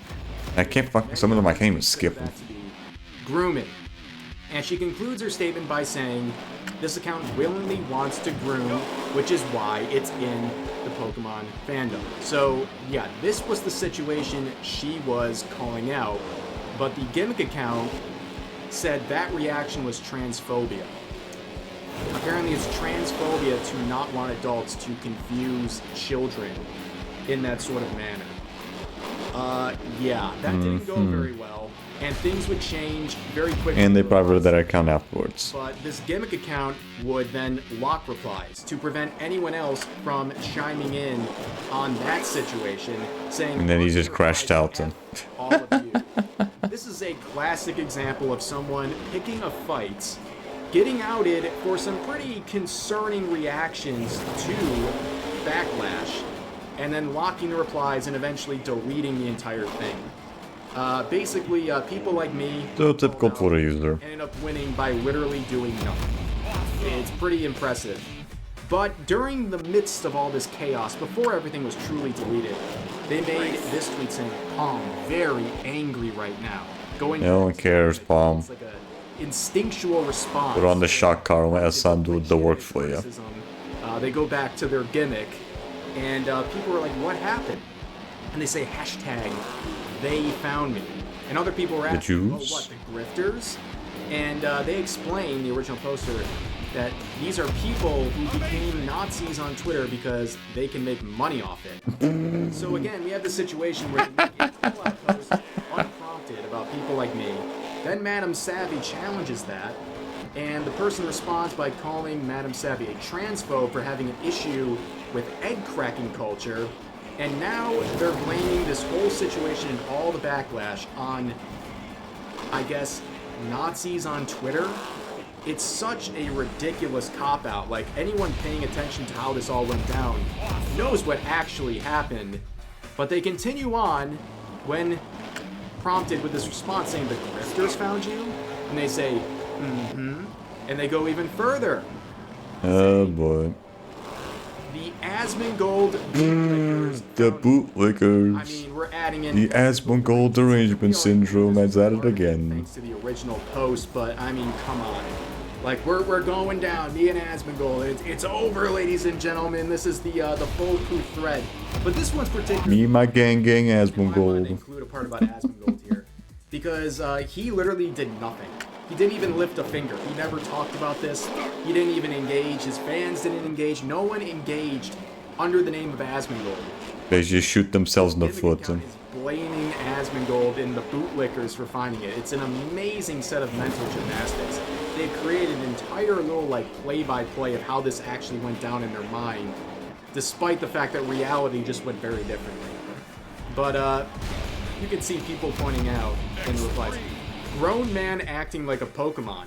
And they respond by saying it's a Pokemon account. It's gonna tweet like a Pokemon. Well, maybe you should continue tweeting like a Pokemon.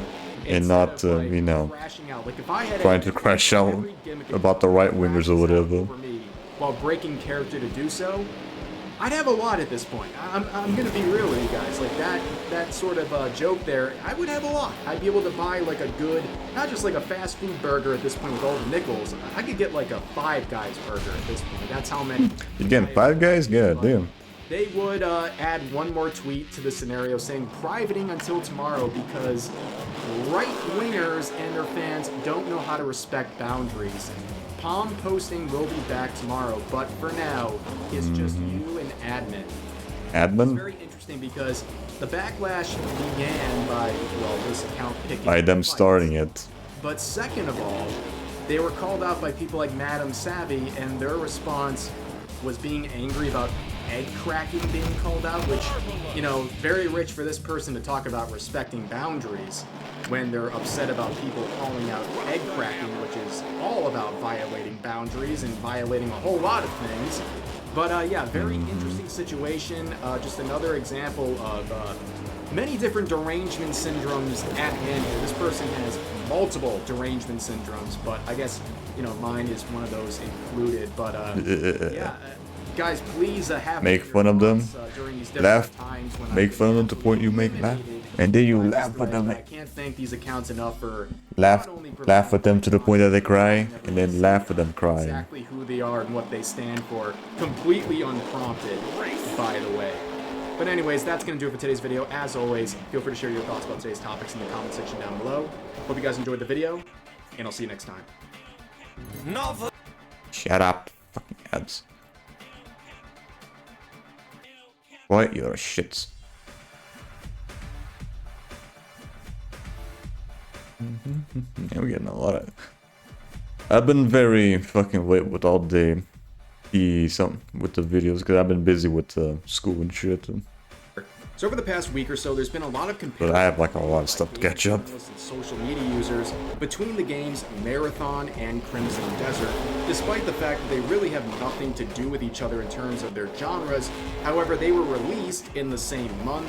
And a lot of people are pointing out the dichotomy between these games, mainly how Marathon was showered with praise from games journalists and activists on social media who As are they do. very fervent. And then the game kind of went downhill. Financial success.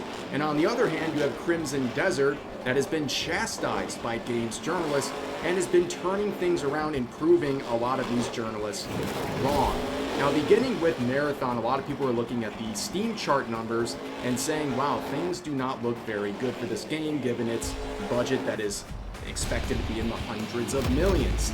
As it turns out, according to Forbes, Steam is 70% of Marathon's population, and looking at the numbers on Steam charts, it is not looking good at all.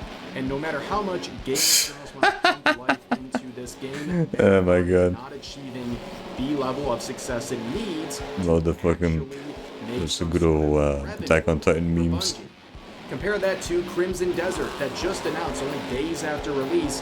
It has surpassed 3 million copies sold, and that is despite a very active crusade by games journalists to convince you this game is dead on arrival and not worth your time. Now let's go back to Marathon, and this is where we're going to start. This is the extraction shooter that many people claim is the latest and greatest of its genre, and it's built a very defensive fan base who believes this game is not just enjoyable, but financially successful. Again, the budget for this is expected somewhere in the hundreds of millions, so the number of copies they need to sell is very, very high for this to break even.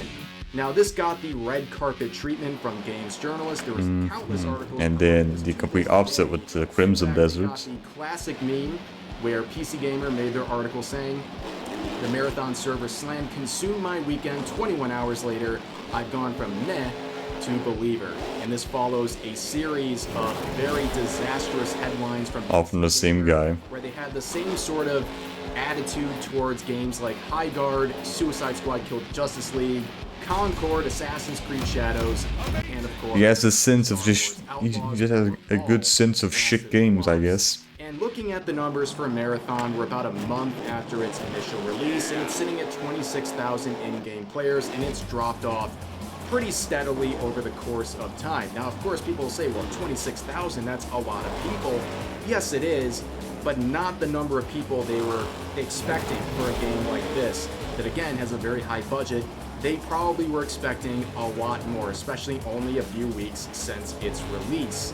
Now, people have been very defensive about the Steam charts or Steam DB numbers involving Marathon. Literally on day one, people were already scolding people for pointing out the lackluster numbers for Marathon, basically saying Steam reviews are positive, so the actual numbers really don't matter, and also they were... Someone's losing its shit over fire emoji Rainbow Six Siege still. because that was the first day of The game that's already like, what, 10 years old by now? its peak concurrent player count in the last 24 hours. Well, guess what? It only released within the last 24 hours, so that is an automatic symbol when it releases. But anyways, we also saw former Kotaku journalists like Alyssa Mercante. Now, Fuck off, bro. God damn it. And I can't skip any of them. Fuck's sakes. Fuck off. you are stupid for paying attention to Steam charts. You're possibly a predator in real life as well. Using them, absolutely insane. Copium. But oh my god, this person's fucking deranged. People who are paying attention to Steam charts were right once again. This keeps happening over and over again, and Marathon is another example of that. Forbes has come out and confirmed that Steam represents 70% of Marathon's population, with PS5 and Xbox making up the remaining 30%. And this only is based 30? on some findings by Reese Elliott, who shared this, stating, Marathon has sold 1.2 million copies across Steam, PS5, and Xbox. Yeah, most of them is just on PC, and still Xbox is still like the worst one. There's still a few players, but it's definitely not. It's not even like it's barely passing the halfway point of PlayStation. And Reese goes further, saying, looking at the split, we have the 70% here, about 800,000 copies sold through Steam, and the remaining roughly 350,000 is split between PS5 and Xbox. And this is a set of numbers that has been basically confirmed by Forbes journalist Paul Tassi, who came out and said, yeah, the player count reports that we just saw are close to the reality. This is someone with insiders at Bungie, and he is saying that number we just looked at is in fact close to the actual numbers at Bungie. Ladies and gentlemen, this is an absolute disaster. Okay, you can say Marathon is fun, you can say you're enjoying it, fine, that's your prerogative. Right, but it's probably not gonna last more than a year. But financially speaking, this game looks like an absolute failure. And I think it's pretty much confirmed at this point. When you're talking about a game with a massive budget like this, 1.2 million copies sold is not going to cut it, especially when there's estimates that they need to sell somewhere around 6 to 7 million to break even. That is alarming. I mean, we're closing in on the first month of this game's release. Things are not going to speed up anytime soon. Even if we round up to 1.5 million, let's say it's off by that much, that's still a really bad number. And once again, the Steam charts were proving reliable. This keeps happening over and over again. Some game like Marathon, right? Because let's say it's like they spent like 250 million on a game, and you have to pay 40 for it. They made like 1 point something million copies. That's like at least 40 million. Yeah, they're definitely making that fucking money back. Underwhelming on Steam. People say, hey, that's not 40, probably around 70. And those people are told that they're crazy, that they're relying on inaccurate information. Because I think he said like 1.7, or was it 1.2? And well, once again, doesn't matter. It's nowhere near into breaking even. We're correct. Once again, this is really bad for Marathon, ladies and gentlemen. It's so bad, even IGN is reporting that this hasn't exactly made a splash that Sony and Bungie wanted. Reminder, this is the same IGN that only days ago was lambasting Crimson Desert for its use of AI-generated art assets while using AI. Using an AI journalism tool called Sprout Social in order to call them out for using AI-generated art assets. The jokes write themselves, ladies and gentlemen, but looking at Crimson Desert, despite a barrage of negative articles, this really was the focus of so much negative press coverage. Despite all of that, it's sitting at nearly 200,000 in-game players right now, just a few days after release. It has rebounded from a flurry of negativity that had a real impact. IGN came out. Mostly just because of the early reviews. A 6 out of 10. Now, of course, keep in mind, as pointed out by Smash JT, IGN also gave Dustborn and Concord a 7 and Dragon Age the Belguard a 9. So what does IGN really know? Not much, but people apparently rely on these sorts of ratings, and I'll explain why in just a second. But here's another example of how petty and ridiculous these reviews were from the supposed professional critics like those at Kotaku, saying after playing 12 hours of Crimson Desert, the only takeaway was pretty rocks. That's it. That's what they got out of 12 hours of playing this game. Yeah, when playing Marathon, all you see is pretty Lego pieces. Many journalists who pretty. What's the other one? Not Lego. Playmobil? Yeah. Negative instant reviews after this release, the stock of Pearl Abyss, the developer, not even Lego. The stock plummeted by 30%. This was in the first day or so after its release, largely due to a lot of negative reviews, both by critics and by people who were very, well, let's just say quick to dismiss this game. And of course, you have people like this, day one on release, tagging content creators and trying to shame them, making the comparison between Marathon and Crimson Desert, basically saying you guys had concerns about the number of copies sold for Crimson or for Marathon. How do you explain what's going on with Crimson Desert? Well, these sorts of posts would age like milk, because now Crimson Desert, not even a week after its initial launch, has broken 3 million copies sold. And no, this is not a Ubisoft situation. We're not talking about player numbers. We're talking about copies sold. This is a great start for this game. Like I said, my user numbers, because they probably get free. Players probably were getting like free copies of the game with fucking graphics cards or whatever. For this team, right? Like things were looking really grim.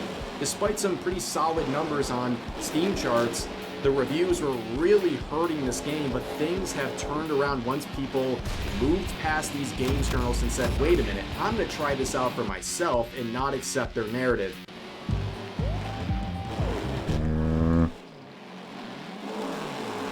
Fuck off. Reviews, for example, on Metacritic, the user score has now surpassed the Metascore, the critic score, and that was something that rose by nearly 1.5 points over the past couple of days because people have had a lot more of an openness to try this game and to put a large number of hours into it to fully grasp how much they like this game. Fully grasp it. A lot of people really do. In fact, that sort of 50-50 split on the Steam ratings has completely flipped to nearly 80%. It is now at an 80% critical reception, and Pearl Abyss, the developer's stock, has shot up by 20%. Right, beforehand he went down like 30%, but now he's skyrocketed. After 0.3% since the launch, right? It dropped by 30, it's back up 23%. Because people listened to the reviewers. If this is not proof that the people who are investing in this stuff are idiots, I don't know what else to tell you, because these investors jumped ship in the day or two after this release when they saw the negative reviews from games journalists. And now they're crawling back once the actual players went out there, ignored the games journalists, and experienced for themselves and enjoyed it. And now this game is a flying success. So they just wasted money. And think about the 3 million copies sold. Isn't that a very interesting number? So that's in less than a week. Compare that to Marathon. Because all only has like 1.2. They're the ones who made the comparison between Marathon and Crimson Desert, despite the fact they have nothing to do with each other in terms of their genres. They just got released within a small window of each other. But they said that Marathon was a big success and Crimson Desert was something to be ashamed of if you supported it or thought it was going to succeed. Well, they have over 3 million copies sold, and it looks like Marathon has about 1.2 million, and that's okay, not even 1%. It was 1.2. But it's like they only made back like 50 million. In fact, even if we round up to 1.5 million copies, let's say the estimate is a little bit off, a little bit short, that's still double. Crimson Desert has doubled. That is a pretty big deal, ladies and gentlemen. And yeah, all the people who are spiking the football, they're taking a victory lap here with Marathon, and they're trying to dunk on Crimson Desert. Well, they're definitely eating their words right now. And it's raised up some pretty interesting conversations about what games are working and what ones are not. And if you look at the games that are big successes, a lot of them were doubted by games journalists and activists on social media. And over here is an example of a bunch of games that were hyped up by those same people, and they have failed mightily. There is definitely a lot to take away from this situation. But yeah, I don't think I've heard anyone talk about fucking Star Wars ever since it released. Because that's what people are doing, and it's not the victory. Space Marine 2 is still pretty good though. Same thing with Marvel Rivals. And as well with Stellar Blade 2, surprisingly. That one game doesn't even have multiplayer, it's just a single player thing. It was making people apprehensive, whether it's investing into their team or trying the game out in the first place. But eventually, the truth prevailed, people enjoyed the product, and that narrative has been overwhelmingly spread, and it's overtaken what the games journalists were trying to do. And unfortunately for Marathon, those games journalists were not able to pump any life into this game, or at least enough to make it a financial success. But that's going to do it for today's video. As always, feel free to share your thoughts about today's topics in the comment section down below. Hope you guys enjoyed the video, and I'll see you next time. Right. Yeah, I think we should still have enough time for another rev video, and maybe some other stuff. But I don't think this one's gonna be too big as well.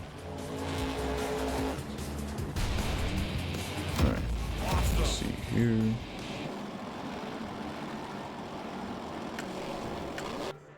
Okay, and more fucking ads, of course.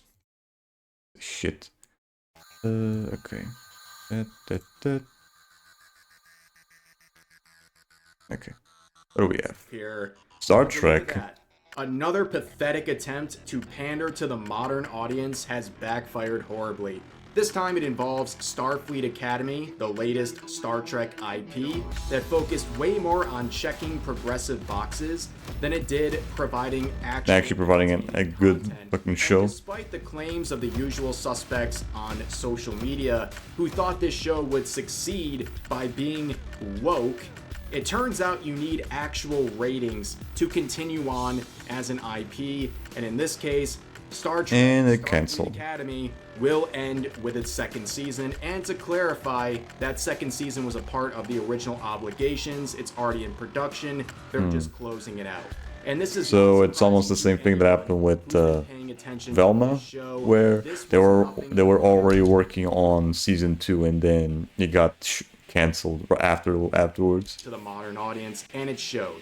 Regular audience members hated this. It was a show that focused way more on checking boxes than doing anything close to providing entertaining content. In fact, the show itself embraced being woke. Some of the lead actresses coming out and saying Star Trek has always been woke as an attempt to dunk on its detractors.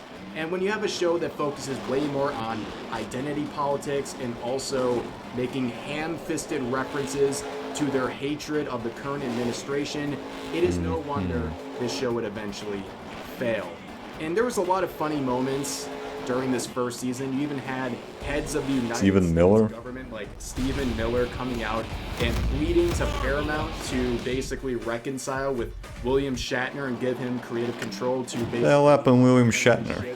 From sinking, but they did not listen. And eventually, that'll happen to William Shatner. This show has been canceled. Did you say something anti-LGBT or some shit? Top 10 streaming viewership charts at any point during its 10-episode first season. And that is very fitting, ladies and gentlemen, for a show that pandered to the modern audience, and they got exactly that. The modern audience that never shows up. The official announcement for this looks like it's celebrating. You're only there to complain on Twitter and nothing else. Participation awards, reading this sort of announcement. So here's the official one saying, we're incredibly proud of the ambition, passion, and creativity that went into bringing Star Trek Starfleet Academy to life, the studio said to Variety. The series introduced audiences to a bold new group of characters, welcomed familiar faces, and expanded the Star Trek universe in exciting new ways. Yes, it's all about coming out there and being bold and brave. But it turns out, like I said, turns out nobody gives a shit about that if it has no substance to it. Meltdown on social media from the usual suspects, the activists, the shills. They are losing their minds. Here's one of the reactions to the related post talking about the cancellation of the show. This user, totally well-adjusted, saying, if you're upset because effing Star Trek is too well... It's ironic they saying this shit while they're having a fucking JD Vance fucking profile pic. You're an effing problem. A big F you to CBS TV Studios and Paramount Plus for being a bunch of... Like, they probably unironically think that... this person... They probably unironically think that having a profile pic of JD Vance like that is actually an own to him or whatever. He probably doesn't know he actually was that shit. Continue on and promotes a petition to bring back Starfleet Academy for a full third season. Change.org, right? Because that ever fucking does anything. 900 signatures. That is the modern audience, ladies and gentlemen. This is so fitting. I couldn't have written a better script for this video. I mean, at least with The Acolyte, for example, the petition for that had tens of thousands of signatures. This one, they're not even trying. They're not even 1,000 yet. This is absolutely embarrassing, but so no one gives a shit about this one. With this IP, They tried to pander to the modern audience, and congratulations, that's what you got. And you got people like this responding to the post saying, this is because of Antichrist Trump and MAGA supporters, as they hate LGBT, trans, and woke in TV shows, movies, and video games, and they get them to do badly in sales and ratings. Holy copium, ladies and gentlemen. I mean, look at this. 21,000 views, 9 likes, 209 comments. What a ratio there. What a massive ratio in there. Of this show. They are basically sorcerers, pulling strings and somehow making shows fail. It's amazing, ladies and gentlemen. But the code continues.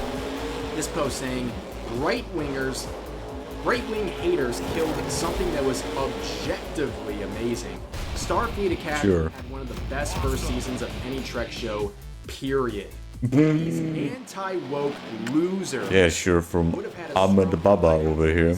Non-binary aliens. Very typical American name over there.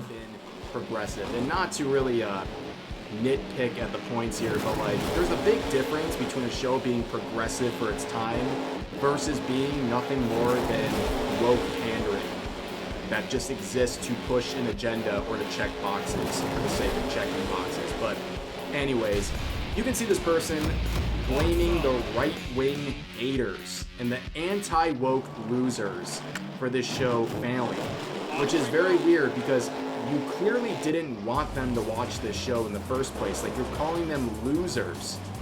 Why would you want them to watch the show? I think them not watching the show is exactly what you wanted. And you're blaming them for not watching the show. Well, what about the modern audience? What about all the progressive people, which apparently there's so many of them, according to users like this? Where were they? Because that's the reason the show failed. They pandered to a woke crowd. The woke crowd, and they got the woke crowd to begin with, largely didn't show up. And we've seen this happen time and time again.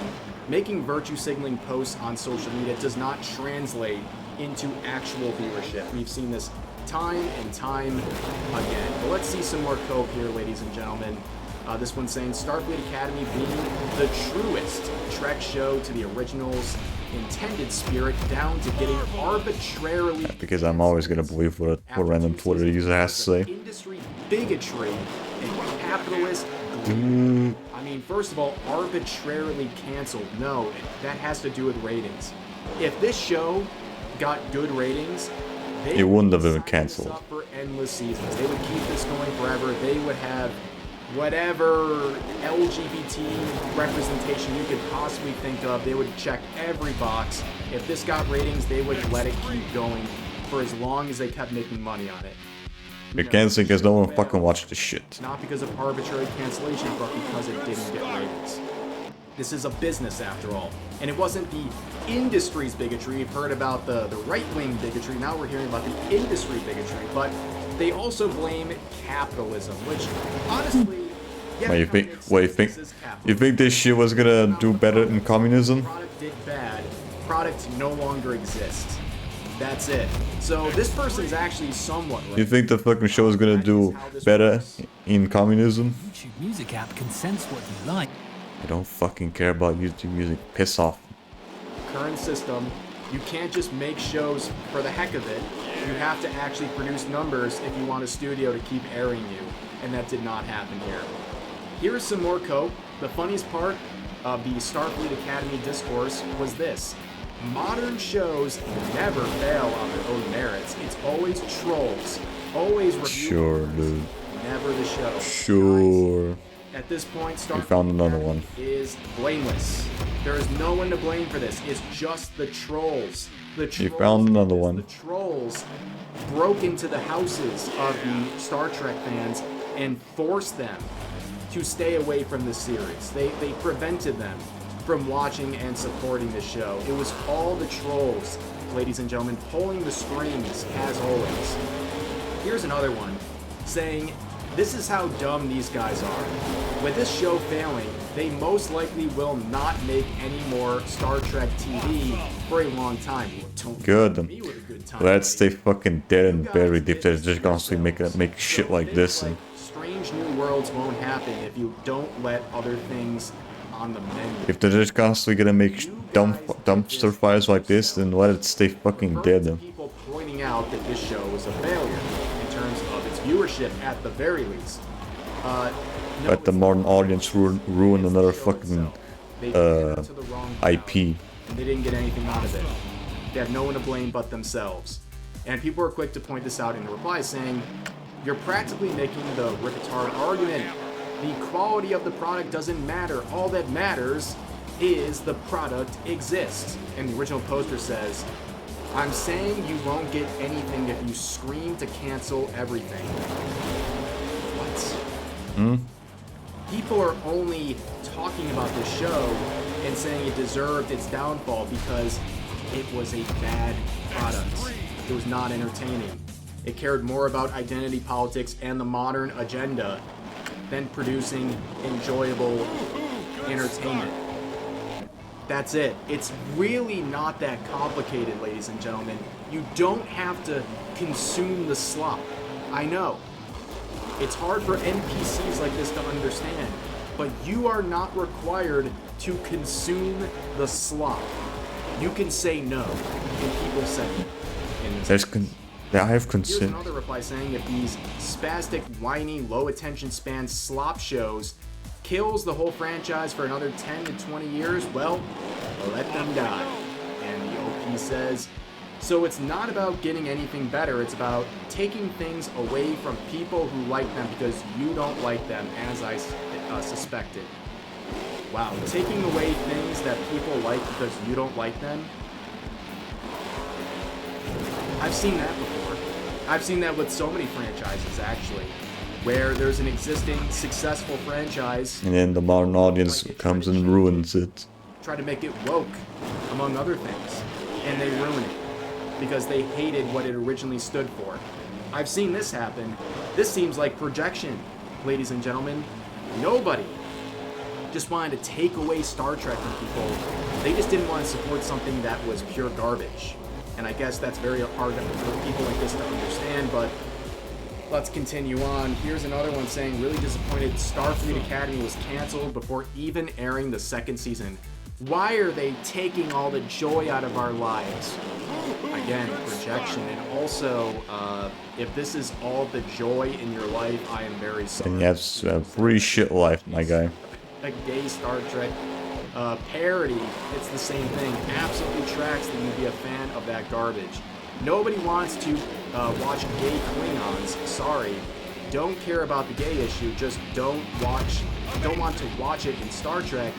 Not a lot to ask for. Keep woke stuff out of our favorite shows.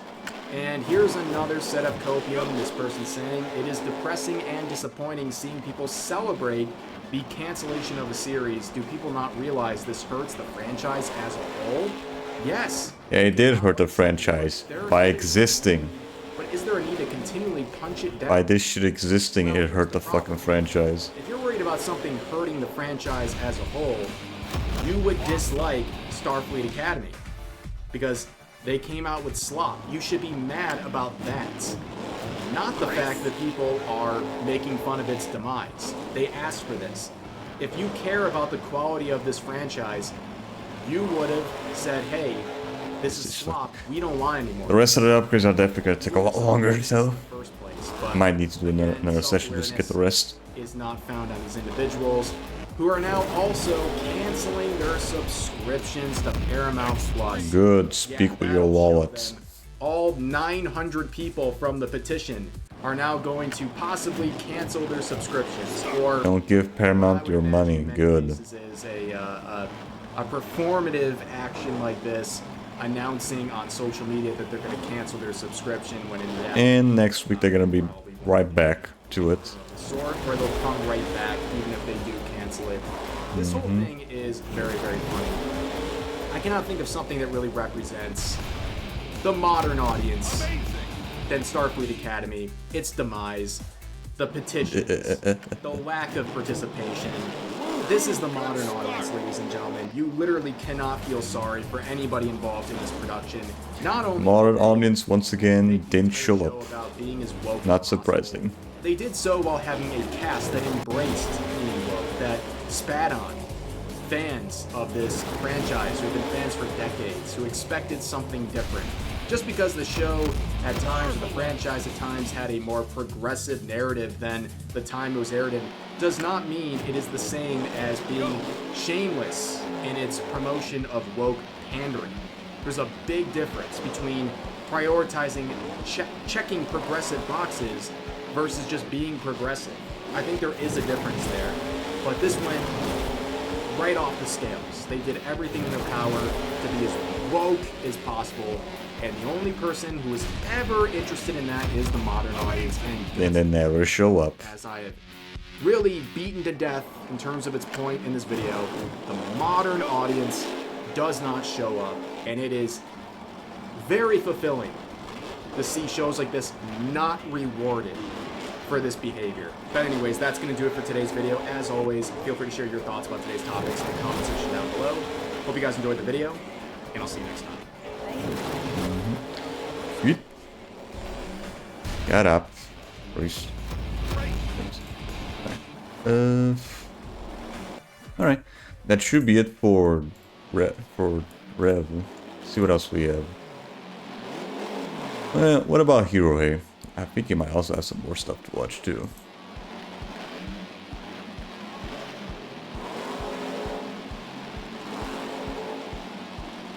Let's try Young Game, yeah.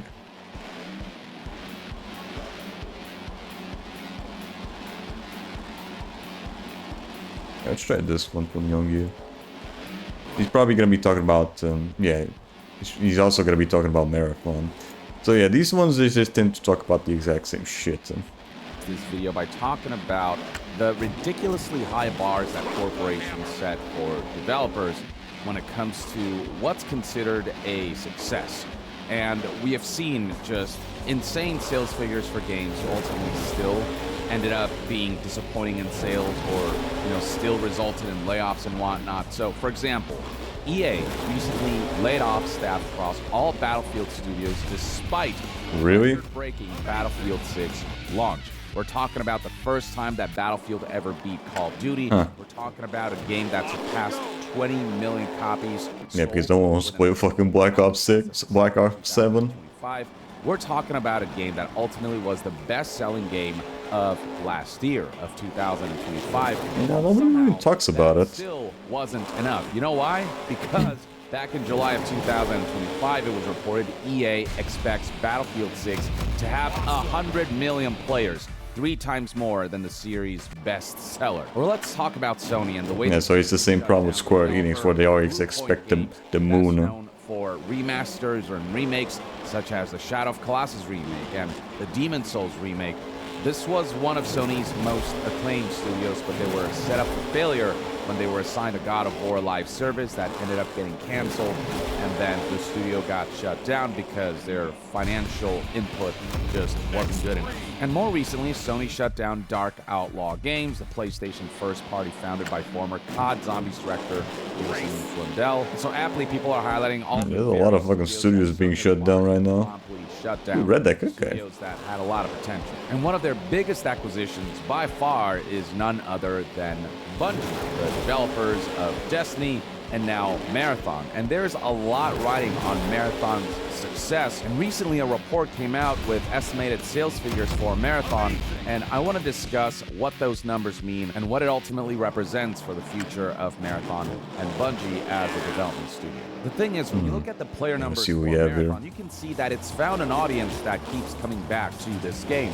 It didn't launch. Not a big audience, but it's better than nothing, I suppose. A lot of players are coming back, and you can see that while there is a bit of a steady decline, people are kind of receptive to the title and are hooked enough that overall we're seeing a relatively stable trend line, one that is slowly going downwards. But the reception surrounding Marathon overall since its announcement has seen a massive turnaround, with the people who engage with this game having a pretty positive time overall, with the Steam review score right now from 29,814 reviews sitting at a very positive score of 86%. And all that is great to see, but there is the player perspective and then there is the corporate perspective.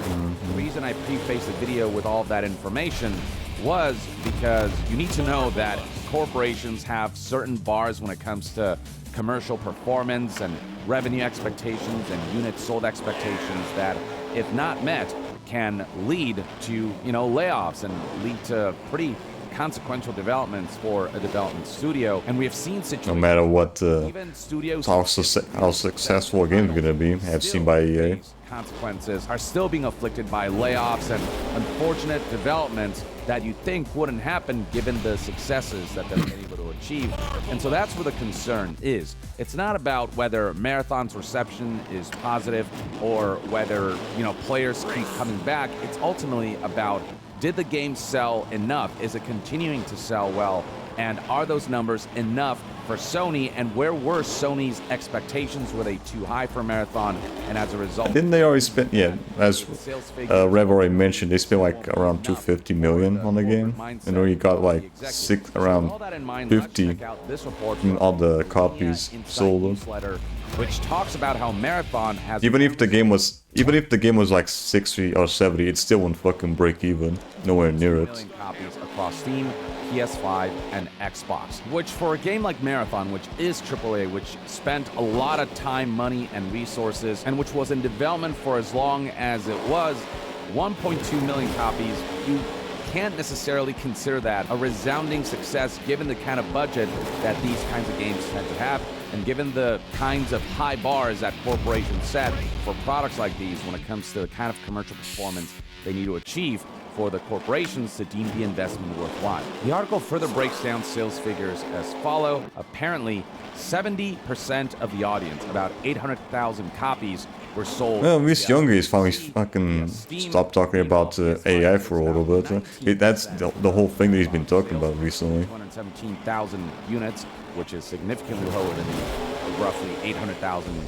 units sold through Steam. And then Xbox accounts for the smallest piece of the pie at around 11%, or 133,000 units sold on that platform. The fact that the PS5 version of Marathon only accounted for 19% of sales no doubt will come as a bit of a disappointment for Sony, because the units sold on PlayStation 5, they get to keep 100% of the revenue, since Bungie is now a first-party Sony and PlayStation studio, whereas every unit sold on Steam, they have to give a revenue cut of that to Steam itself, and so they make less. Although with the PlayStation, you also have to, you also need to have PS Plus to be able to play the game. Sony does know that the most important thing for a live service is the biggest reach possible, which is why, while recent reports suggest that Sony is pulling out of releasing their first-party single-player exclusive games on PC and keeping those relegated to PS5, when it comes to their first-party live services, those will always come out on basically all platforms, or at the very least on PlayStation 5 and PC. Worth highlighting is how Marathon sales figures compare to competitions both from outside of Sony and PlayStation, and even within Sony and PlayStation. It's impossible not to bring up Arc Raider sales figures, given that they're competing in kind of the same genre, which they go about. Then also Crimson Desert nowadays. Extraction shooters that pull a lot of attention away and require a lot of time investment in order to be able to thrive in these games. And Arc Raiders, as of February of 2026, was reported to have sold 14 million units. Now, of course, Arc Raiders has had a couple months to get to that sales figure, but there was always an indication that Arc Raiders was headed towards those kinds of numbers based on Steam charts trends and just based on the popularity of the game. Marathon just isn't seeing numbers that suggest 14 million units sold in a couple months. Even right now, comparing Marathon's Steam concurrent player numbers to Arc Raiders, you can see just what a massive difference there is. 24-hour peaks of almost 102,000 players for Arc Raiders versus Marathon's 42,000 players. And even right now, as I'm recording this video, 90,278 players are playing Arc Raiders versus the 22,346 players for So yeah, pretty big difference. From launch day, launch week, and beyond always indicated that it was a massive blockbuster hit, that it was going to sell in the realm of, over 10 million units.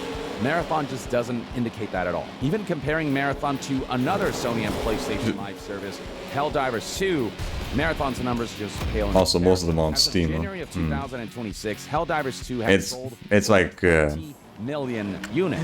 And yes, that it's like 20 times the price and 20 times the fucking copies, or even 10 times the copies, was compared to Marathon. depending how you look at it. Now, it retains player numbers that are higher than Bungie's own Marathon.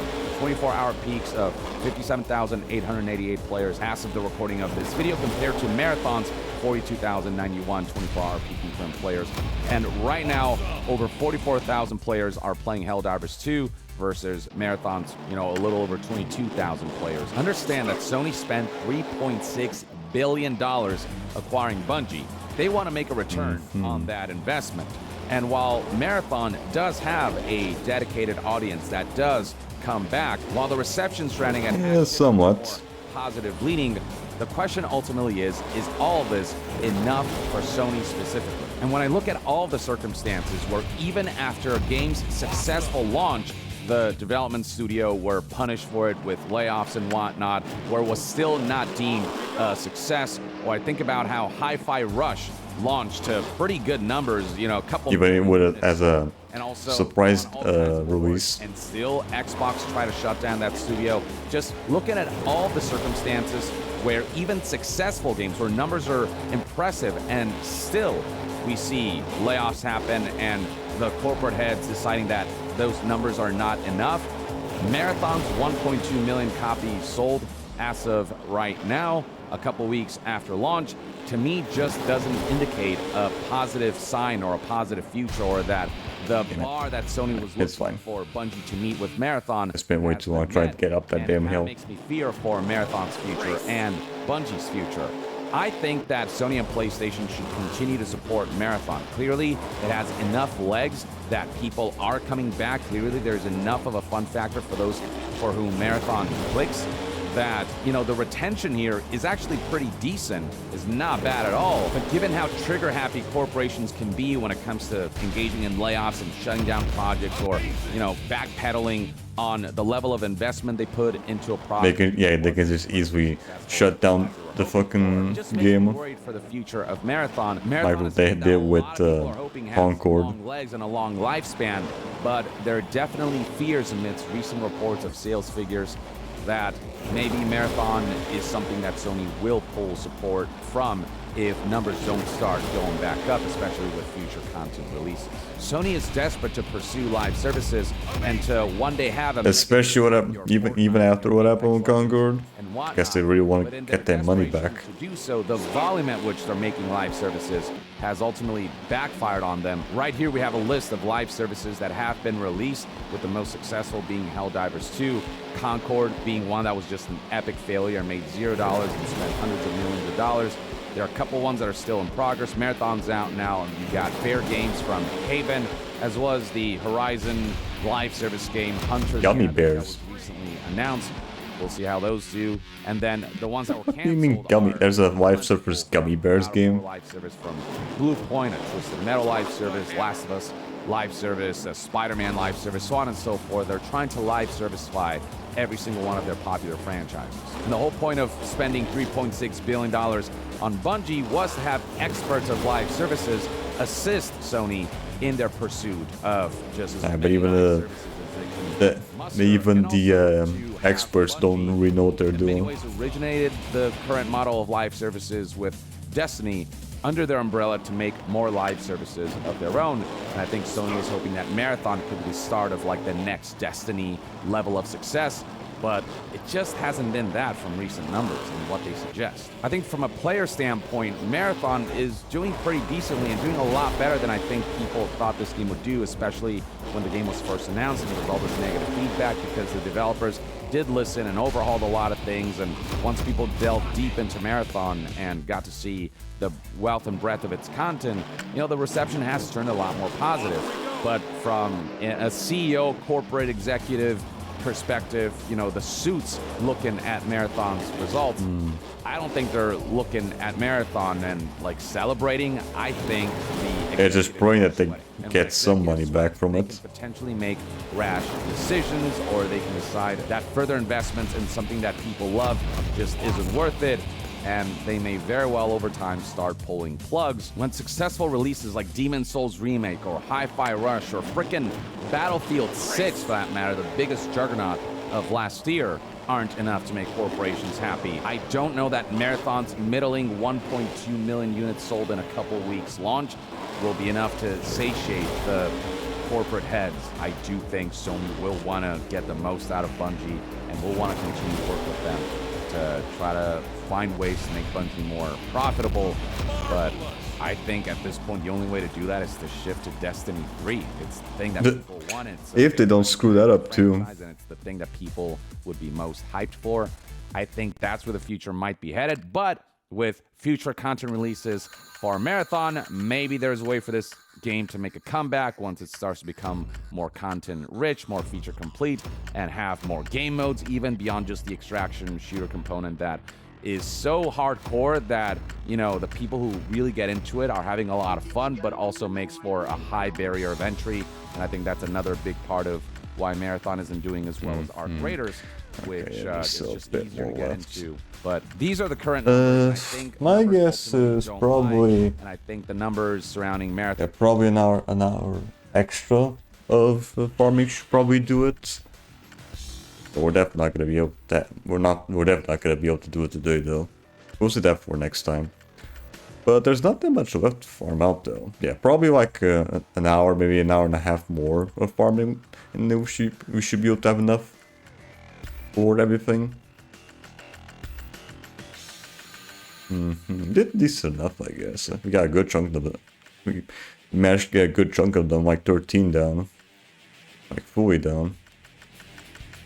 But there's still a bit more. So hopefully, next time we can finish this off. I was hoping that we'd be able to do some Citadine as well today, but the farming went for a little bit longer than I was anticipating, so yeah. Don't know if I'm gonna be doing Monster Jam Battlegrounds on tomorrow. It really depends on how long the rest of Citadine is gonna take, though, because I don't know how long trying to unlock the rest of those fucking guns are gonna take. But once we have all those unlocked, it probably isn't gonna take too long to then do arena, because you just have to beat the bosses using one gun, I think, yeah. But again, it's really gonna revolve around me being able to find the guns that I'm missing on that game. Then, depending on how long it takes, we're gonna be doing either Monster Jam or Unmechanical. If it takes longer, we're gonna be doing Monster Jam, because it's probably gonna take like an hour, maybe an hour and a half to get the rest of the farming done. If it's like, if working on Citadine takes like around an hour, maybe an hour and a half, we could probably do Unmechanical, because that game's probably gonna take around 2 hours to finish off, like fully. I don't know, we'll see. We'll see about that. But yeah, that's gonna be it for today. We did decent enough, yeah. I was hoping that at least we would be able to finish off the game today, but the farming went a lot longer than I was anticipating. So we're gonna save this for later. Let me just decrease here. Okay, and then change this. Right, deactivate this, and I'm also gonna sync up the trophies. We did manage to get the platinum of the game. Yeah, same thing happened last time with Citadine as well. We managed to get the platinum, but we're not quite done with the game just yet. We are close, so just it's just gonna take an extra session or so.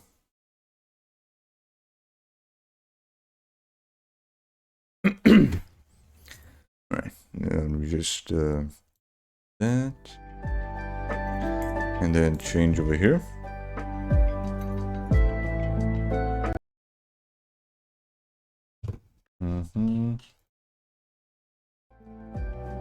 There we go. That should do it. So yeah, that's gonna be it for this session of Monster Jam Battlegrounds. We should be almost done with the game as well, like with Citadine. Right, hopefully we can finish off with Citadine as fast as possible. So then I don't know. We'll see. If Steady takes longer, then we're gonna be able to finish off with Monster Jam, because probably gonna take around an hour to finish off the rest. If Steady takes not that long to finish off, then we'll just do Unmechanical. Whatever we do, though, tomorrow's stream is gonna be somewhat shorter, obviously in comparison with what I normally tend to do. So yeah, we'll see. We'll see about that. But yeah, again, next stream shall be tomorrow at 9:30 PM with GMT0. Well, we are going to be hopefully finishing off with the rest of Sterdine. And depending on how long it takes, we're going to be doing either Monster Jam or Unmechanical. If you'd like to be notified when we're live or any other shenanigans, I have my active stream schedule with uploads. You can go to my Discord where you'll be notified as such. If you also want to keep track of my previous streams out of the past, you can also go to my YouTube channel as well. All that said and done, what are we going to be running today? Well, let's do right now, shall we? Wait, hold on, I was just checking something here.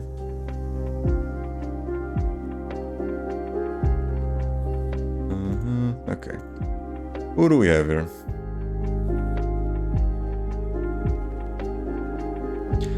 Who do we have here?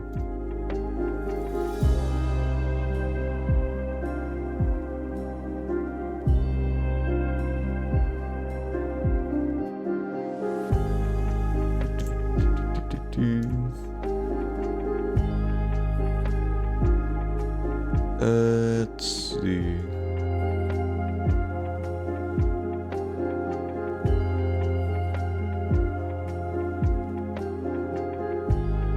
What about you? Don't know if I had already rated them before.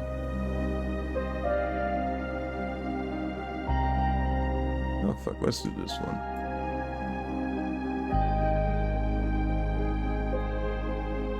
Here we go. So yeah, for this stream, we're gonna be rating Niem VT. Right now, there's just, I guess you're just watching vids right now. I don't know. So yeah, you guys have fun with Niem. Hope yourselves Mares today. As always, have a good one. Bye. Bye-bye. See ya. Have a good one. Bye. Bye-bye. See ya.